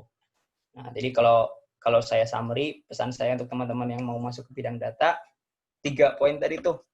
Jangan pernah lelah, jangan pernah capek belajar, karena teman-teman semakin masuk, kayak saya ya, pengalaman pribadi, semakin masuk, semakin saya ngerasa nggak tahu apa-apa gitu. Jadi saya selalu pengen belajar hal yang baru, cari tahu hal yang baru, lalu coba-cobain buat dapat portofolio, lalu dan juga networking penting, ya kan. Tunjukin kerjaan teman-teman, dan juga mulai kenalan sama orang-orang di persona di dunia bisnisnya juga, itu bisa lewat LinkedIn, lalu publish kerjaan teman-teman bisa di GitHub, atau mungkin kalau yang suka bisa di Medium. Itu 3 poin dari saya tipsnya untuk teman-teman yang mau di bidang data. Nah, saya rasa sih itu aja yang bisa saya sharing malam hari ini. Terima kasih antusias teman-teman yang meluangkan waktunya untuk belajar pada malam hari ini. Mungkin kita bisa lanjut ya, Mas Rere, ke tanya jawab. Kalau ada yang mau ditanyakan, silakan. Oke, jadi sebelum kita ke tanya jawab, aku mau mengingatkan dulu ke teman-teman sekalian, nanti after tanya jawab ini akan ada pengisian feedback form, di mana teman-teman sekalian kalau mau dapat sertifikat dari webinar kali ini, teman-teman sekalian mohon diisi ya feedback formnya, jadi supaya nanti di kita akan juga membantu kita improvement ke depannya gimana untuk data mentoring kali ini. Jadi teman-teman nanti bisa ngebantu isi feedback formnya, nanti kita akan kasih sertifikat untuk teman-teman. Nah, sekarang sembari menunggu, mungkin lagi pada ngetik kali ya Mas Bima ya? Boleh. Kalau ada yang mau tanya, silakan. Lagi ngetik pertanyaannya. Nanti kita,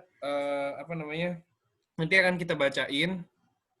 Mungkin aku ditemani sama WD, nanti sembari WD juga kayak lagi filtering juga pertanyaan-pertanyaan yang bagus.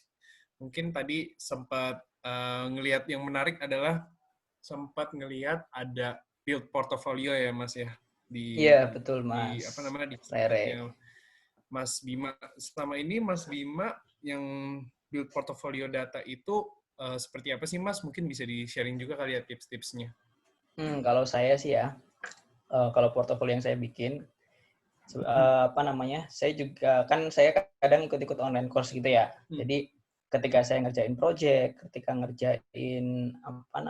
terutama biasanya final project gitu kan. Nah, itu biasanya saya saya masukin di GitHub.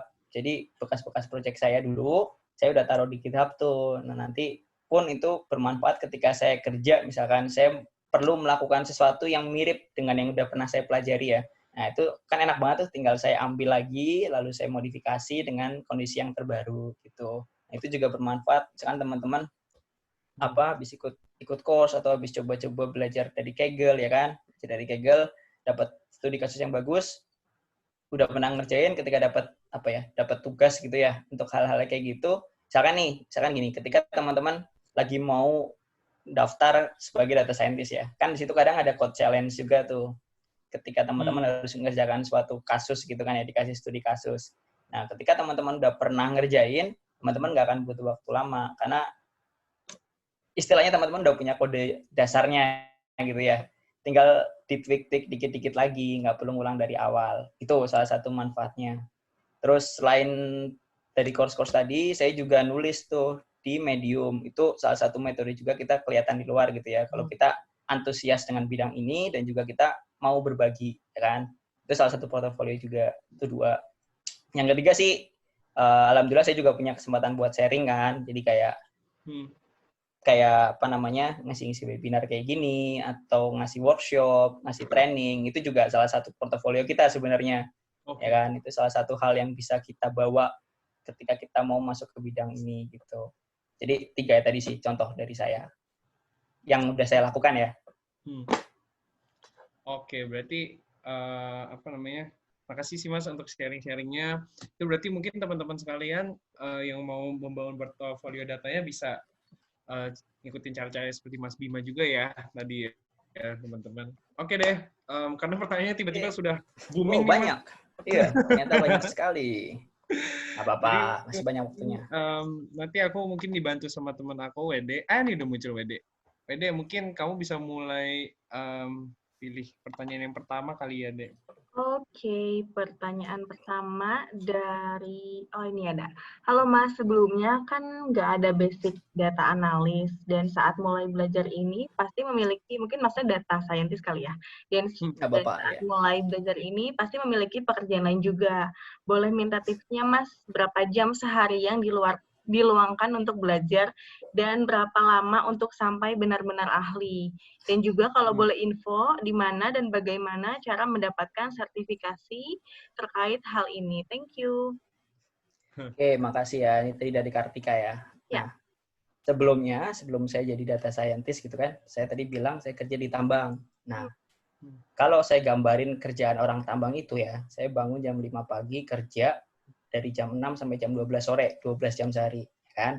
Kalau misalkan kita bicara kapan saya belajar, nah, ketika di tambang, biasanya tuh, ya udah, kita itu monoton kayak gitu terus. Nah, saya ambil waktu dari jam 6, tadi saya pulang ya, jam 7 lah baru sampai kamar, biasanya udah bersih-bersih, telepon keluarga bentar, jam 8, jam 9, itu waktu yang saya punya sebenarnya. Jam 9 sampai jam 10, atau kadang jam 9 sampai jam 12. Karena saya harus kerja lagi paginya ya, gitu. Jadi, ya istilahnya daripada saya pakai waktu saya buat hal-hal yang lain gitu kan ya. Kadang sih memang ada olahraga, ada ya kalau lagi bosen banget sambil nonton hiburan juga kadang nonton gitu kan ya. Cuman most of the time sih saya pakai buat belajar. Jadi kayak saya tadi bilang sih, jangan capek-capek gitu loh. Karena dalam artian jangan capek itu jangan nyerah. Karena ini harus, apalagi kalau yang teman-teman udah kerja, pasti harus benar-benar bisa bagi waktunya tuh. Ya kan? Kayak sekarang pun saya juga masih ikut beberapa course gitu kan. Saya masih bisa sempatkan waktu. Cuman memang ya harus korbankan teman-teman sih. Kayak istilahnya bangun lebih pagi misalkan gitu ya. Ya sekitar 1 jam, 1 hari kan lumayan. Atau pulang sebelum tidur sebentar, baca-baca atau ngerjain course sebentar tuh lumayan juga waktunya. Lalu berapa lama untuk sampai benar-benar ahli? Saya bilang tadi kan, ketika saya semakin masuk, saya semakin merasa bodoh sebenarnya. Jadi, kalau dibilang ahli, belum ahli juga nih sekarang nih. Nah, lalu terakhir tadi, cara mendapat sertifikasi tentang hal ini, ya kalau sertifikat sih online course ya, kalau saya. Karena kan, terpaut dengan kerjaan. Nah, kalau course-course-nya macam-macam tadi saya udah ambil. Kayak misalkan Dekilab nih, nah, nggak tahu, kalau Dekilab ini saya selalu beruntung ketika saya cuti. Saya cuti selalu pas ada meet up, jadi saya bisa ikut tuh waktu itu. Karena saya kerja tuh 4 minggu kerja di NTB, 2 minggunya di Jakarta gitu kan. Nah, pas 2 minggu ini alhamdulillah pas giliran ada meet up terus, jadi selalu pas lagi bisa ikut ya ikut, kalau pas enggak ya enggak gitu kan ya. Nah, lalu online course lain saya ambil EDX emang agak lumayan pricey waktu itu karena saya benar-benar lagi niat gitu ya, lagi niat dan lagi ada rezeki, ya udah saya nggak apa-apa saya bayar karena saya waktu itu mikirnya ketika saya mau masuk ke dunia ini saya harus punya sesuatu buat jaminan ya, dalam artian jaminan tuh ini loh saya benar-benar niat belajar dan saya benar-benar niat untuk masuk ke bidang ini. Jadi saya spending uang sih memang di situ. Sama kayak Tableau ini kemarin juga saya juga ngeluarin biaya sendiri dalam artian ketika saya mikir ini bakal bermanfaat ke depan gitu kan, ya udah saya nggak masalah ngeluarin duit atau misalkan waktu saya untuk belajar gitu. Kayaknya ngejawab semua ya tadi ya. Ya, cukup terjawab. Kayaknya ini juga mewakilkan banyak pertanyaan sih, Mas. Semoga dari satu pertanyaan itu bisa terjawab oleh teman-teman yang hadir malam ini. Oke, lanjut pertanyaan kedua kali ya, Kak Rere ya. Oke, dari Hussein Abdul Hamid. Kak, gimana caranya memasuki dunia kerja terkhusus perusahaan yang Kakak sebutkan, yaitu Dana? Apakah membutuhkan kriteria atau bidang profesi khusus yang memang diperlukan? Gitu. Oke.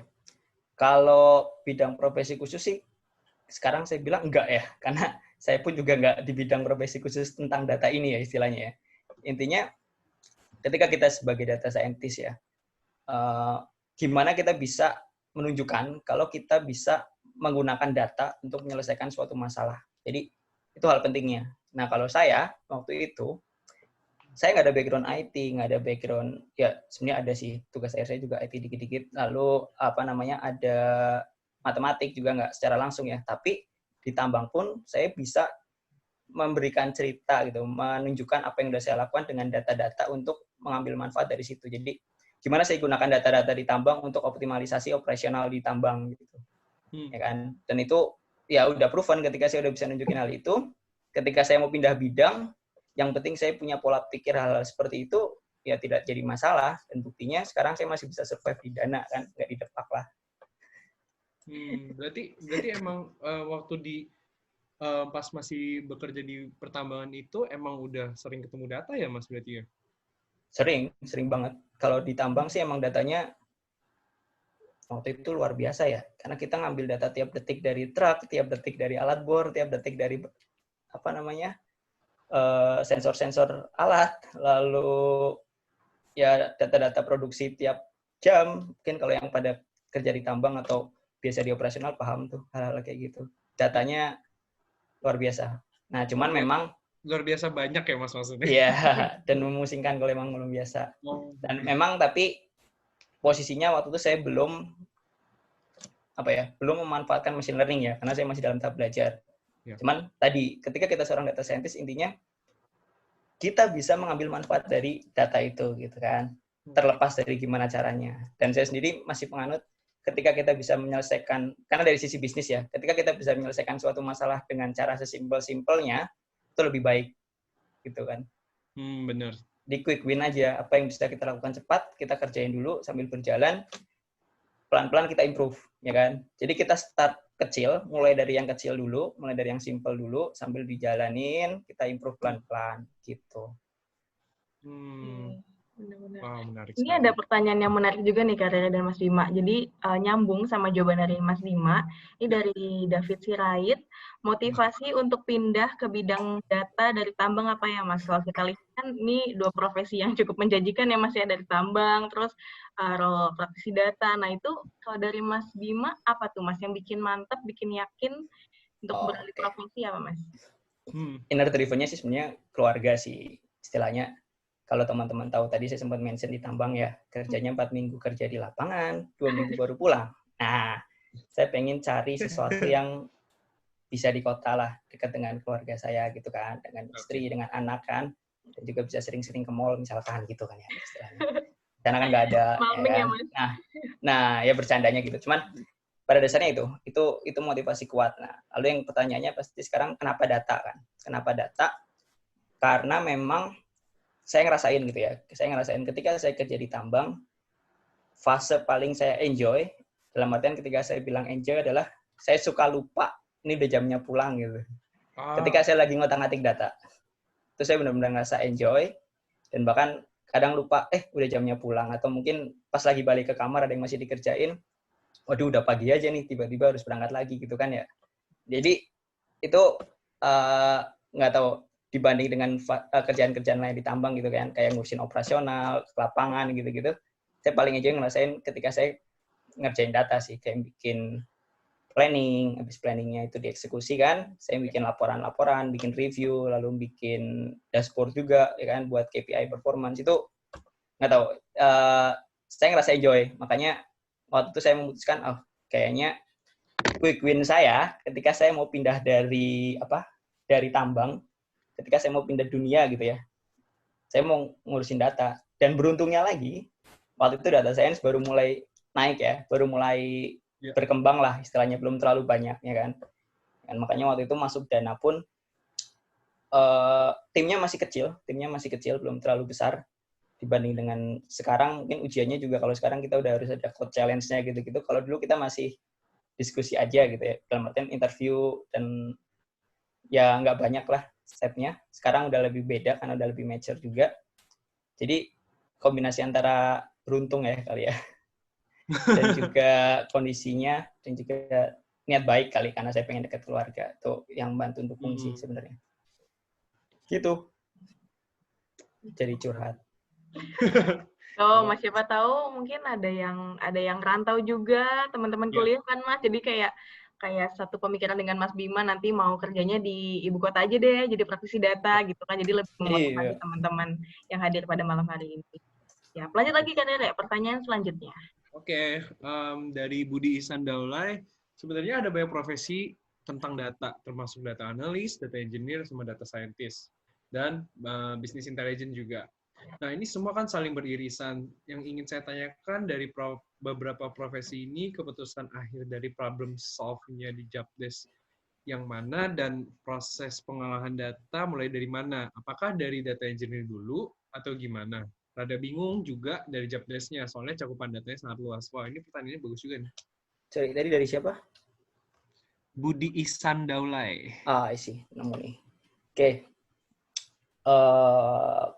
Keputusan akhir dari problem solve-nya di job desk yang mana? Keputusan akhir balik ke tim bisnis yang akan pakai produk kita, ya kan? Okay. Jadi kayak tadi, ketika saya mau bikin customer segmentation, go or no go-nya itu tim bisnisnya, mereka mau pakai apa enggak. Maka tadi saya bilang, kita harus punya skill komunikasi yang baik, ya kan? Istilahnya gini, kita bikin model yang rumit lah, istilahnya rumit-rumitnya kita bikin model. Gimana kita bisa sampaikan kerumitan itu ke mereka, supaya mereka paham, dan mereka bisa ambil manfaat. Jadi, itu challenge kita sebagai data scientist gitu ya. Nggak mungkin kita kasih, istilahnya, grafik-grafik yang bervariatif gitu, dan mereka akhirnya pusing, statistik ini maksudnya apa. Itu the point aja kalau sama orang-orang bisnis biasanya. Jadi, keputusannya biasanya ya dari stakeholder lain sih. Kita bantu siapin produknya, mereka cocok, ya kan, dengan tentunya kita kasih bukti-bukti ya, kayak misalkan contoh-contoh. Ini penerapannya mungkin dari terapin di tempat lain, di mana gitu, atau dari statistik tesnya juga kita tunjukin ke mereka, gitu kan ya. Nah, jadi itu. Lalu, proses pengolahan data mulai dari mana? Kalau pengolahan data, itu di tempat saya memang diawali pintunya dari data engineer biasanya, ya kan? Untuk masukin data. Tapi data scientist dan data analis itu berperan juga untuk menginformasikan gitu ya. Data apa sih yang kita butuhin gitu. Ketika kita udah kasih tahu data, kita butuh data-data kayak gini misalkan. Dan di data warehouse kita, di bank data kita lah istilahnya gitu kan, belum ada datanya nih. Nah, itu tugas data engineer tuh, ya kan? Kita kasih tahu source-nya di sini. Kita butuh bantuan untuk tiap hari kita bisa akses datanya di data warehouse. Nah, itu makanya tadi, ketika kita bicara pengolahan data engineer yang maju duluan untuk nyiapin datanya sampai bisa kita konsumsi. Ya kan? Nah, baru dari situ data scientist dan data analis memanfaatkan datanya. Misalkan data analis buat dashboard, karena ada request bikin dashboard, itu kan. Data scientist buat bikin model. Gitu. Ada satu lagi nggak ya? Kayaknya udah ya. Oke. Business intelligence ya, satu lagi ya. Business intelligence tuh ya kalau di kami sih sebenarnya mirip-mirip sebenarnya dia. Dia mirip perannya dengan data analis sih kalau skop kerjanya. Cuman kalau yang membedakan di tempat kami itu bisnis intelijen attach sama tim bisnis. Jadi ketika kita butuh analisa data yang berkaitan dengan bisnis ya, secara operasional biasanya ke mereka langsung. Jadi kalau data analis kita lebih melayani gitu ya, melayani yang lain. Kayak dari tim produk, dari tim marketing tuh ke kita, ke tim data analis gitu sih. Oke, baik. Ya, udah ya Mas Budi ya. Sudah cukup terjawab ya Mas Budi ya. Iya, oke. Lanjut ke pertanyaan selanjutnya Mas Bima dari Roni Farudin. Kak, bagaimana pengalaman Kakak saat melakukan EDA atau Exploratory Data Analysis? Bagaimana kesulitannya? Dan kalau mengalami kesulitan, biasanya solusinya seperti apa Mas Bima? Dari siapa? Tony. Tony. Tony, oke. Kalau kita bicara EDA gitu ya, kesulitannya biasanya jumlah data yang banyak sih. Itu aja sih yang paling kerasa. Kenapa? Karena pertama, secara komputasional kita harus bersabar nungguin, ya kan? Karena misalnya kalau kita cuma proses 100.000 data gitu, sebentar aja kita langsung siap ngoding. Tapi ketika kita udah proses jutaan, 40 juta, 500 juta, 50 juta data gitu, ya sabar menunggu itu salah satu kesulitan sih sebenarnya yang menghambat gitu kan ya. Cuman kalau dari sesi teknikal gitu, kalau saya didampingi di Google sih sebenarnya. Jadi kayak istilahnya saya belum sampai di tahap hafal semua code saya harus ngetik apa ya. Yang penting konsepnya kuatin teman-teman. Kalau saya kasih tip konsepnya kuatin ketika nggak harus ngapalin kode sih sebenarnya ya. Mungkin kalau saya terapin sih biasanya ketika saya pengen tahu, misalnya saya pengen melakukan suatu step, saya belum bisa yang langsung ngetik. Saya pasti bukan pasti selalu sih. Misalnya kayak kadang-kadang masih harus browsing dulu. Jadi nggak masalah, ya kan? Yang penting kita tahu urutannya kita mau ngapain gitu. Kalau masalah kodenya kan, ya udah banyak referensi lain juga kan. Mungkin ada cheat sheet atau misalkan kalau mau googling juga dengan sebentar teman-teman udah dapet kodenya juga. Poinnya teman-teman udah paham konsepnya. Nah itu juga ngebantu ketika teman-teman mau transisi bahasa pemrograman, ya kan? Dalam artian gini, kalau cerita saya gitu ya, saya itu berawal waktu itu belajar dari R. Tapi ketika udah masuk kerja, ternyata majority teman-teman di tempat kerja saya adalah pengguna Python, ya kan? Jadi di situ kita harus transisi kan. Bisa aja saya kerja sendirian dengan R istilahnya gitu kan, atau bikin tim dengan R, tapi kolaborasi saya dengan yang lain kan akan kurang baik ya. Dalam artian karena harus saya translasi dan lain-lain itu akan bikin repot lah. Makanya di situ saya juga belajar Python akhirnya. Dan memang ketika kita udah paham konsepnya, ya tinggal googling aja sih, masalah kodenya nggak masalah gitu kan. Jadi itu triknya kalau misalkan mengalami kesulitan saat EDA. Kalau lupa kode. Oh, sama satu tadi yang belum ya. Kalau misalkan emang nunggunya lama, ya manfaatin aja buat yang lain. Misalkan bisa buat baca-baca artikel dulu, atau bisa buat ngerjain kerjaan lain dulu, atau kalau misalkan saya di Dana biasanya buat main pingpong dulu sih kadang. Sembari refreshing ya Mas ya. Benar-benar. Gitu. Jadi kerjaan data scientist gitu ya, apalagi kalau udah big data gede banget, sambil kita running satu baris, satu chunk gitu kan, tunggu dulu ya udah sambil yang ngelakuin yang lain biasanya. Benar-benar. Menarik. Oke. Lanjut ya. Ya, kemudian ini dari Mas Muhammad Yusuf Aristianto. Wah ini famous banget ya. Ya, udah mentoring di Kilab ini kayaknya. Kenapa? Iya. Ada dua, jadi kok kepikiran pindah haluan ke data science, Mas? Ini mungkin bisa di-sharing lagi ya, Mas Bima ya. Kemudian kedua, pernah kepikiran memanfaatkan data science ke bidang pertambangan, like using satellite gitu. Wah menarik nih Mas Yusuf nih. Ini kayaknya famous tadi ya. Jadi Mas Yusuf tuh rajin. Iya. Jadi kalau misalkan bicara pindah haluan ke data science, tadi udah sempat saya singgung sih sebenarnya. Tujuan utamanya biar saya bisa sering ke mall di kota gitu kan. Nggak sih sebenarnya karena keluarga tadi ya. Lalu yang kedua, pernah kepikiran memanfaatkan data science ke bidang pertambangan. Yes, saya sekarang juga masih kepikiran hal-hal itu yang saya lakukan. Tadi saya sempat mention di portofolio itu ada Unearth ya. Itu platform sih sebenarnya kayak kegel lah boleh dibilang, kompetisi-kompetisi hackathon gitu. Yeah. Cuman skupnya di di pertambangan. Jadi yang sedang saya berjalan ini, saya bikin tim sama teman-teman di India dan satunya mana? Jerman. Jadi kayak emang kolaborasi, nggak cuma Indonesia doang ya. Kita lagi kayak memprediksi daerah mana yang berpotensi ada mineral gitu. Itu yang kita lagi coba kerjain, ya kan. Nah, datanya dari mana?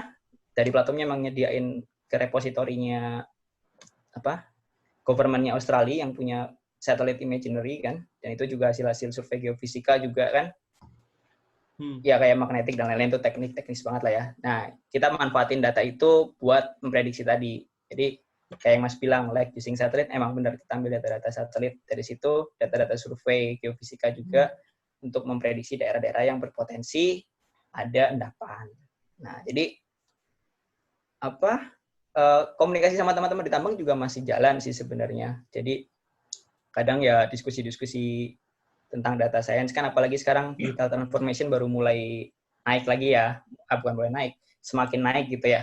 Apalagi di tambang juga makin banyak nih yang mulai menerapkan hal-hal kayak gini, terutama yang mid level ke bawah tambangnya. Jadi ya masih saya pakai ilmu tambangnya dan dikombinasi dengan data science gitu. Dan nggak tahu kedepannya ilmunya ya Mas Bima ya. Ya betul, dan kedepannya nggak tahu mungkin ada kesempatan buat aplikasi langsung, karena tadi kayak Anart tadi Indonesia juga bakal bikin, mungkin nanti teman-teman bakal lihat nih kompetisi hal-hal kayak gitu. Kalau ada yang mau coba-coba tentang memanfaatkan ilmu data science-nya untuk bidang tambang, ayo kita cobain. Kayak kemarin udah sempat mulai dibuka sama MindID, itu holdingnya kayak Antam, Freeport yang punya Indonesia, Inalum, itu mereka yang mau bikin. Sama kalau sering lihat berita-berita mungkin kayak Dunia Tambang ya, itu mereka yang kerja sama MindID. Kemarin sempat ngobrol sama orang itu juga gitu. Wah, menarik ya Mas ya. Jadi data science bisa diimplementasikan di berbagai industri sebetulnya ya Mas ya. Bisa. Oke, mungkin kita lanjut pertanyaan selanjutnya dari Ivan Rizkia. Saya ingin bertanya tentang bahasa pemrogramannya. Mengapa Python dan R sering digunakan di data science? Apakah bahasa lain juga bisa? Oke, Python dan R kenapa sering digunakan di data science ya?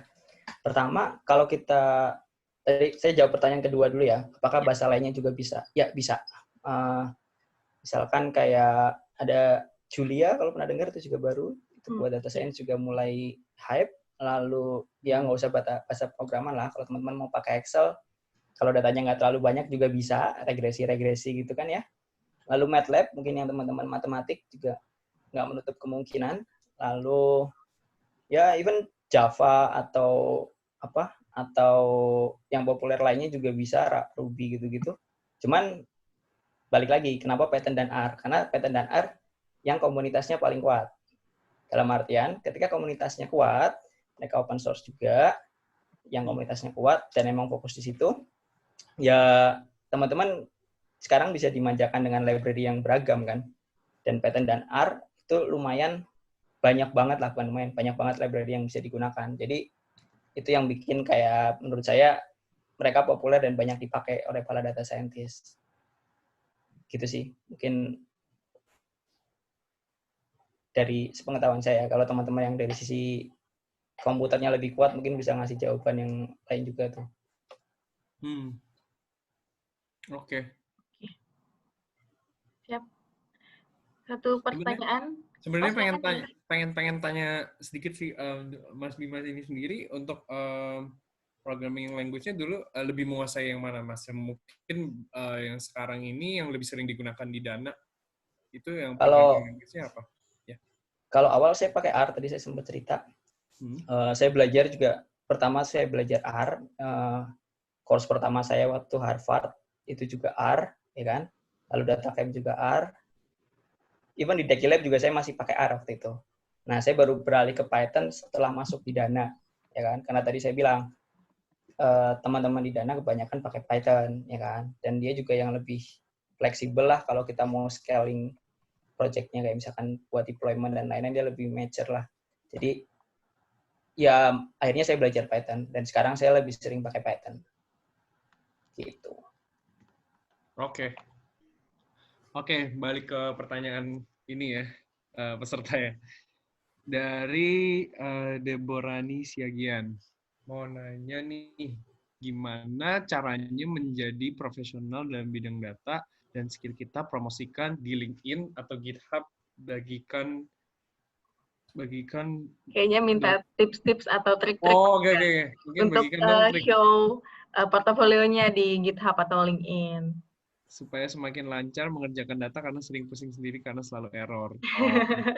Oke. Oke, jadi kalau misalkan di LinkedIn gitu ya, paling ya rapiin LinkedIn-nya dulu yang pasti kan, isi profilnya yang jujur gitu kan. Lalu kalau teman-teman habis ngerjain project atau misalkan habis ya nyelesain course dapat sertifikat nggak apa-apa, di-sharing aja di LinkedIn, narsis-narsis dikit lah, ya kan. Karena itu juga nunjukin nih usaha teman-teman, keseriusan teman-teman ya kan, buat udah belajar dan tertarik di bidang ini. Itu jadi salah satu tipsnya juga. Lalu apalagi yang kedua tadi kalau misalkan sering pusing sendiri karena selalu error, ya kalau error sih komunitas sih sebenarnya. Kayaknya bagus kalau misalkan Dekilab mungkin juga kayak punya grup sendiri gitu ya, atau di mana gitu ketika misalkan ada yang bingung bisa sharing di situ. Lalu mungkin ada teman-teman lain yang bisa bantu, itu bisa bantu errornya. Gitu sih. Mungkin mau nambahin sedikit ya Mas Bima ya. Jadi mungkin di sini kan yang hadir pada malam hari ini kebanyakan mahasiswa, mungkin masih awam dengan apa sih GitHub, gimana sih cara upload project-nya di GitHub. Kalau yang dari pengalaman Mas Bima mungkin dari sisi industri, dari sisi HR, GitHub itu juga dilihat ya Mas ya. Performanya, jadi kayak project-project apa yang udah dibangun, portofolionya sudah sejauh mana, jadi bisa mengukur kompetensi juga ya Mas Bima ya.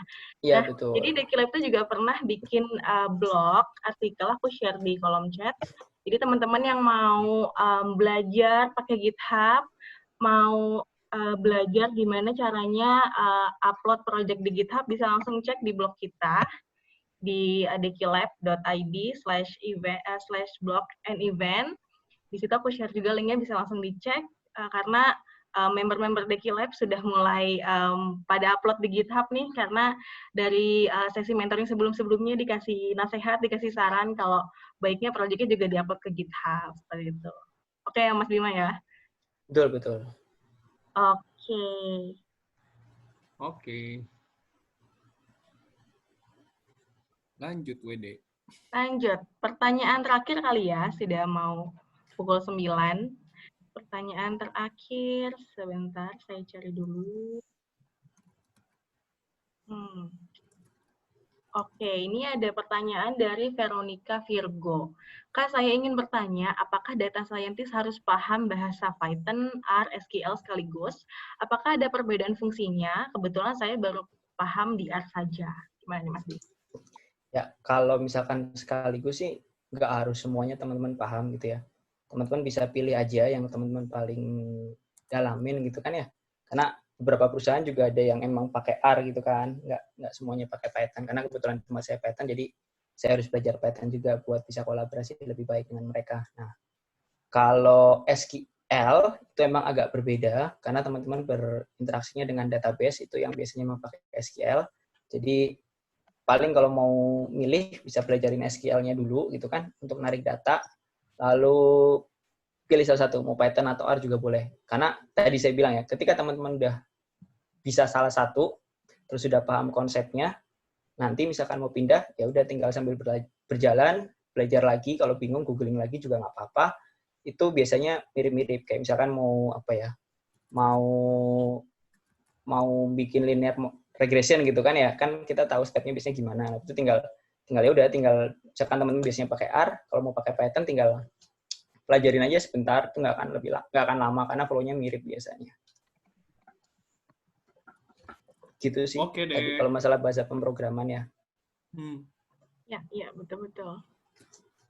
Oke, berarti mungkin itu pertanyaan terakhir kali ya, karena banyak pertanyaan juga sebenarnya yang mirip-mirip. Jadi kita memilihkan pertanyaan yang sudah bisa mewakili banyak pertanyaan gitu, Mas Bima. Dan terima kasih juga untuk Mas Bima tadi sudah menjawab pertanyaan dengan jelas juga dan detail juga. Boleh. Mungkin Mas Bima, bagi mereka yang ingin masih kayak mau sharing atau mau tanya-tanya lebih lanjut, kita bisa kontak ke Mas Bima ke LinkedIn kah atau kemana nih, Mas? Bisa di LinkedIn juga, tadi saya sempat kasih LinkedIn saya. Atau cari aja Bima Putra Pratama, nongol nanti tuh. Iya, benar. Kalau misalkan nggak ketemu, langsung Bima Putra Dana. Nah, itu langsung ada di Nah, atas. itu pintar banget bisa nyari orang dari LinkedIn Mbak Wede ya. Jangan dibocorin dong, Mas. Teman-teman bisa langsung kontak Mas Bima yang masih kepo tentang data scientist atau tentang data scientist di Dana, bisa langsung chat aja di LinkedIn. Karena Mas Bima itu sangat humble banget, jadi ngobrol aja langsung dengan Mas Bima.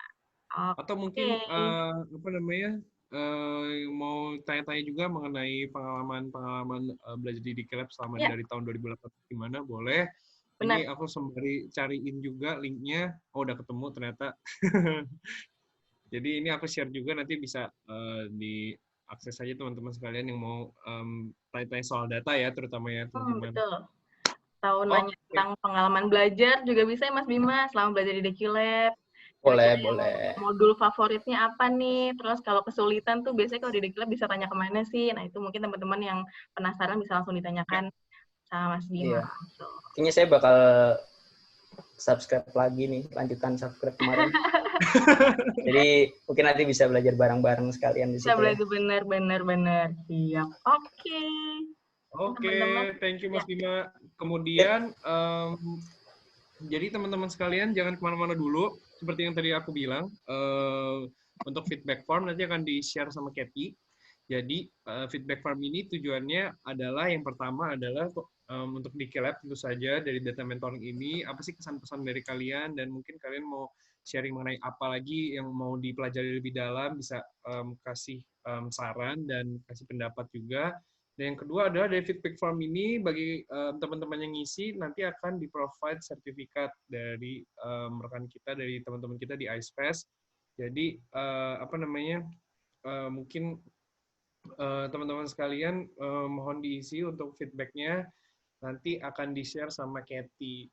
Mana nih belum di-share sama Kathy nih? Sudah. Ada nih Kak. Ah, sudah ya? Sudah ada di kolom chat. Bisa langsung dicek di kolom chatnya. Ini ada link feedback formnya. Iya, dan bisa bantu isi. betul.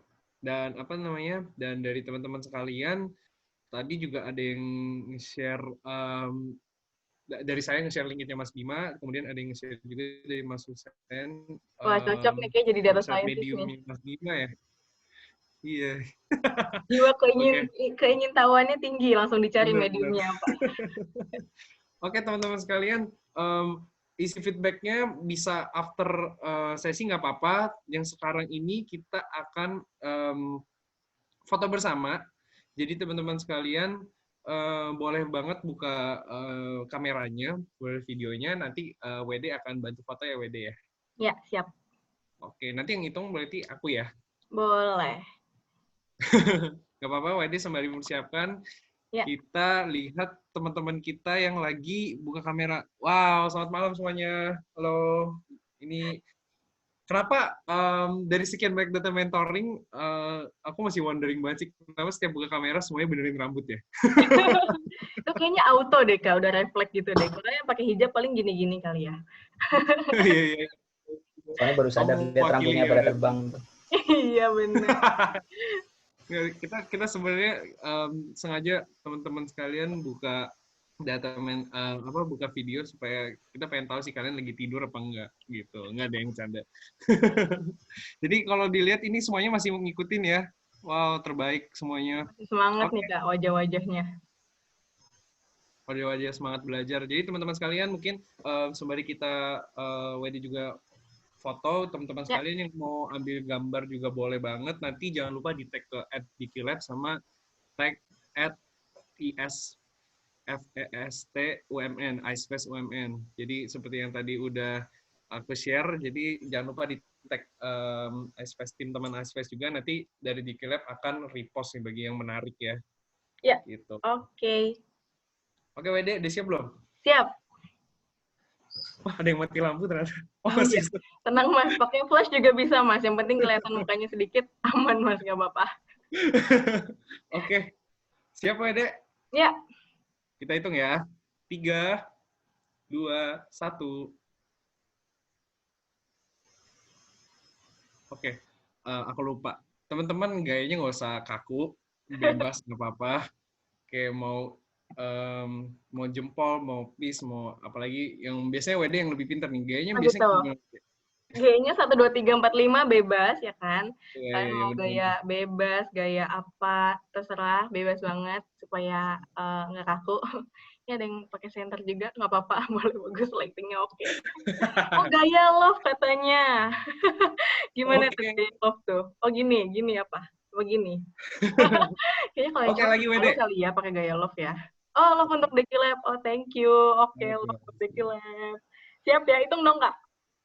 Oke, 3, 2. Gimana sih? Ini. Iya gitu, Mas. Betul, Mas. 3, 2, 1. Oke. Oke, udah cukup kan WD? Apa kita Boleh sudah cukup. ya? Ya. Oke, berarti teman-teman sekalian mau mengingatkan aja, nanti akan diisi feedback formnya untuk mendapatkan sertifikat juga untuk untuk kemajuan data mentoring juga. Kemudian teman-teman yang masih mahasiswa yang tertarik banget untuk ikut lomba bisa cek ke IceFest UMN.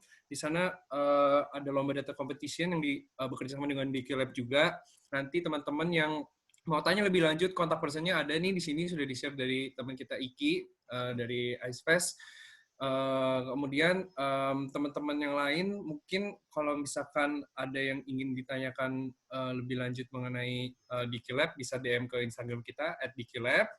Kemudian terima kasih teman-teman yang sudah hadir. Terima kasih untuk Mas Bima juga yang sudah Sama-sama, sharing Mas. banyak hal mengenai berkarir, belajar, mungkin tips-tips belajar dan berkarir juga. Dan hopefully sukses terus Mas Bima. Nanti kita berkolaborasi Thank you. lagi di DQ Lab di bidang lain ya. Mungkin bisa aja kita bikin modul gitu ya Mas. Udah kode-kode dikit. Ngetek Mas Bima. Oke, teman-teman sekalian, jangan lupa terus semangat belajar data, bangun portofolio data teman-teman sekalian, dan sampai jumpa di data mentoring berikutnya ya. Dadah! Thank you semuanya. Jangan lupa minggu ini kita ada project baru. Stay tune di sosial media Deki Lab, di dekilab.id juga, karena kita akan menghadirkan project-project yang terbaru setiap minggunya, supaya teman-teman semakin semangat belajarnya, semakin semangat bangun portofolio datanya. Jadi, stay tune. Project barunya soal datanya dari data COVID-19 katanya. Wah, ini seru banget nih. Kalau kita lihat COVID nggak reda-reda ya. Kita pengen tahu nih, teman-teman boleh banget nanti dikulik ya proyeknya. Itu karena tentang COVID-19 ya kan. Itu kan menjadi portofolio yang akan ciamik banget buat kalian yang mau apply nih di industri. Oke, teman-teman. Terima kasih ya semuanya yang telah hadir. Thank you all.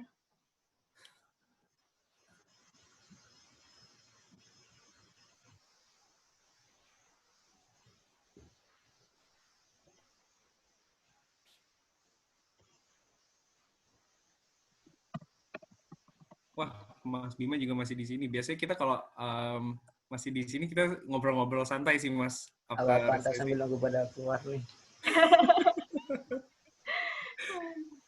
Ngobrol-ngobrol santai. Jadi biasanya di istilahnya kayak networking lah, Mas, kalau offline dulu. Pasti kan dulu kan offline di Grab juga ada sesi networking-nya kan.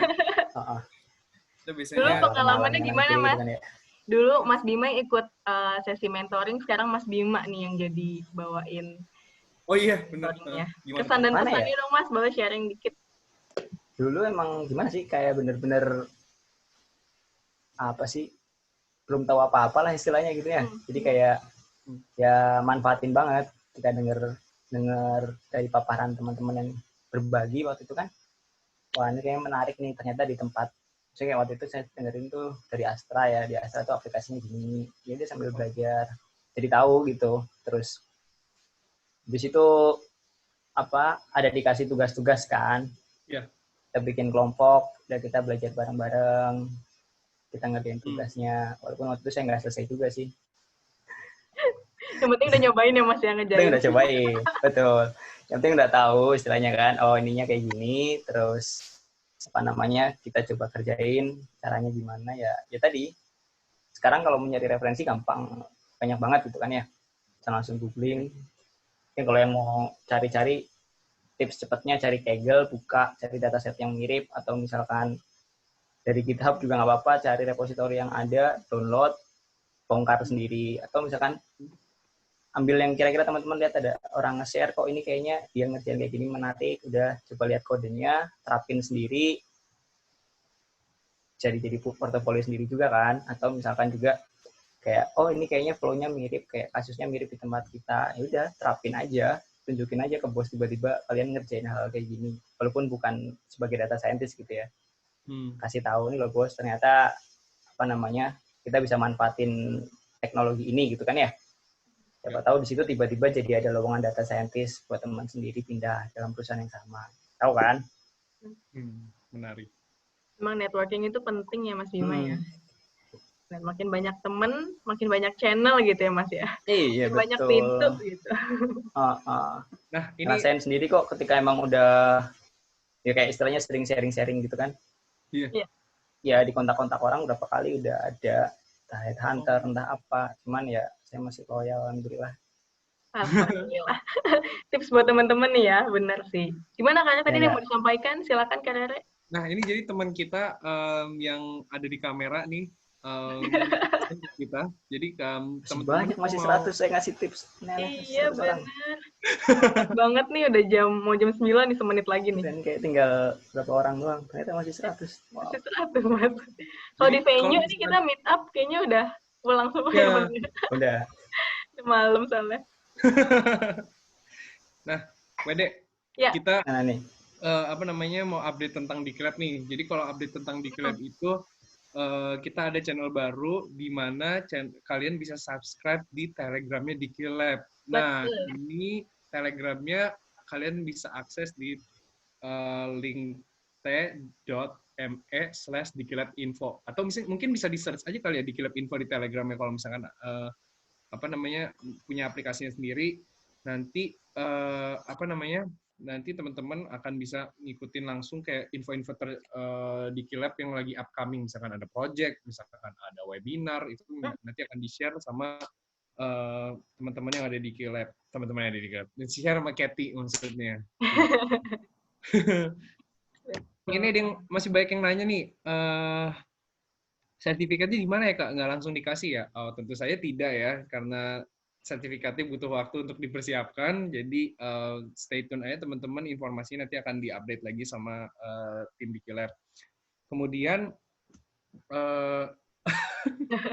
Mas Yusuf nih nggak pernah absen, keren. Boleh nanya kali ya Mas Bima ya, teman kita nih, sahabat data Muhammad Yusuf. Boleh Mas, silakan pertanyaan. Kayaknya mau nanya soal sirup deh. Sirup apa lagi? Jadi di daerahnya Mas Yusuf nih ada sirup khas gitu loh, Mas Bima. Apa tuh? Nanti boleh dikirim ke alamatnya Mas Bima juga kali ya, Mas Yusuf. Dari mana sih, Mas Yusuf? Sirup apa namanya Mas Yusuf? Boleh di... Oh, Rembang. Yang nggak jauh-jauh lah. Kawista, betul. Kawista, ya. Ini sebenarnya gara-gara teman kita sih, salah satu teman kita yang bilang kayak, boleh tuh mintain sirup nih teman kita tapi nggak hadir ya hari ini ya, dia lagi sibuk mau membereskan akademi kita, jadi fokus ya. Kayak emang udah langganan banget ini ya Mas Yusuf, kayaknya udah populer banget nih. Wah, Merapi ini, wah mentor kita memperhatikan Mas Yusuf terbaik. Ya, Rere yang WD udah paham banget. Iya, ada yang juga dari Rembang katanya nih, Aziza, halo. Wow, salam kenal. Mas mau tanya dong, kita ketika memiliki data, bagaimana cara kita menentukan metode yang tepat untuk mengolah data tersebut? Ini Mas Bima masih mau jawab nggak, Mas? Mana sih tadi menentukan metode yang tepat untuk mengolah tersebut ya, tergantung tujuannya mau diapain sih. Jadi tadi kayak sebelum kita ngelakuin apa-apa, ya step pertama kan kita harus business understanding dulu ya. Kita harus paham dulu kita mau ngapain. Baru kita bisa manfaatin datanya dan pilih metode yang tepat. Gitu. Benar-benar. Hmm. Ini Mas Yusuf jadi kenalan nih, nggak jadi nanya nih Mas nih. Jadi udah izin mau nanya.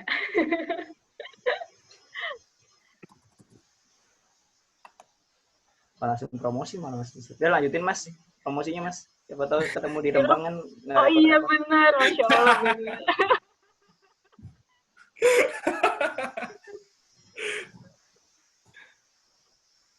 Itu di belakang Nah, ada banyak apa private nih? chat-nya.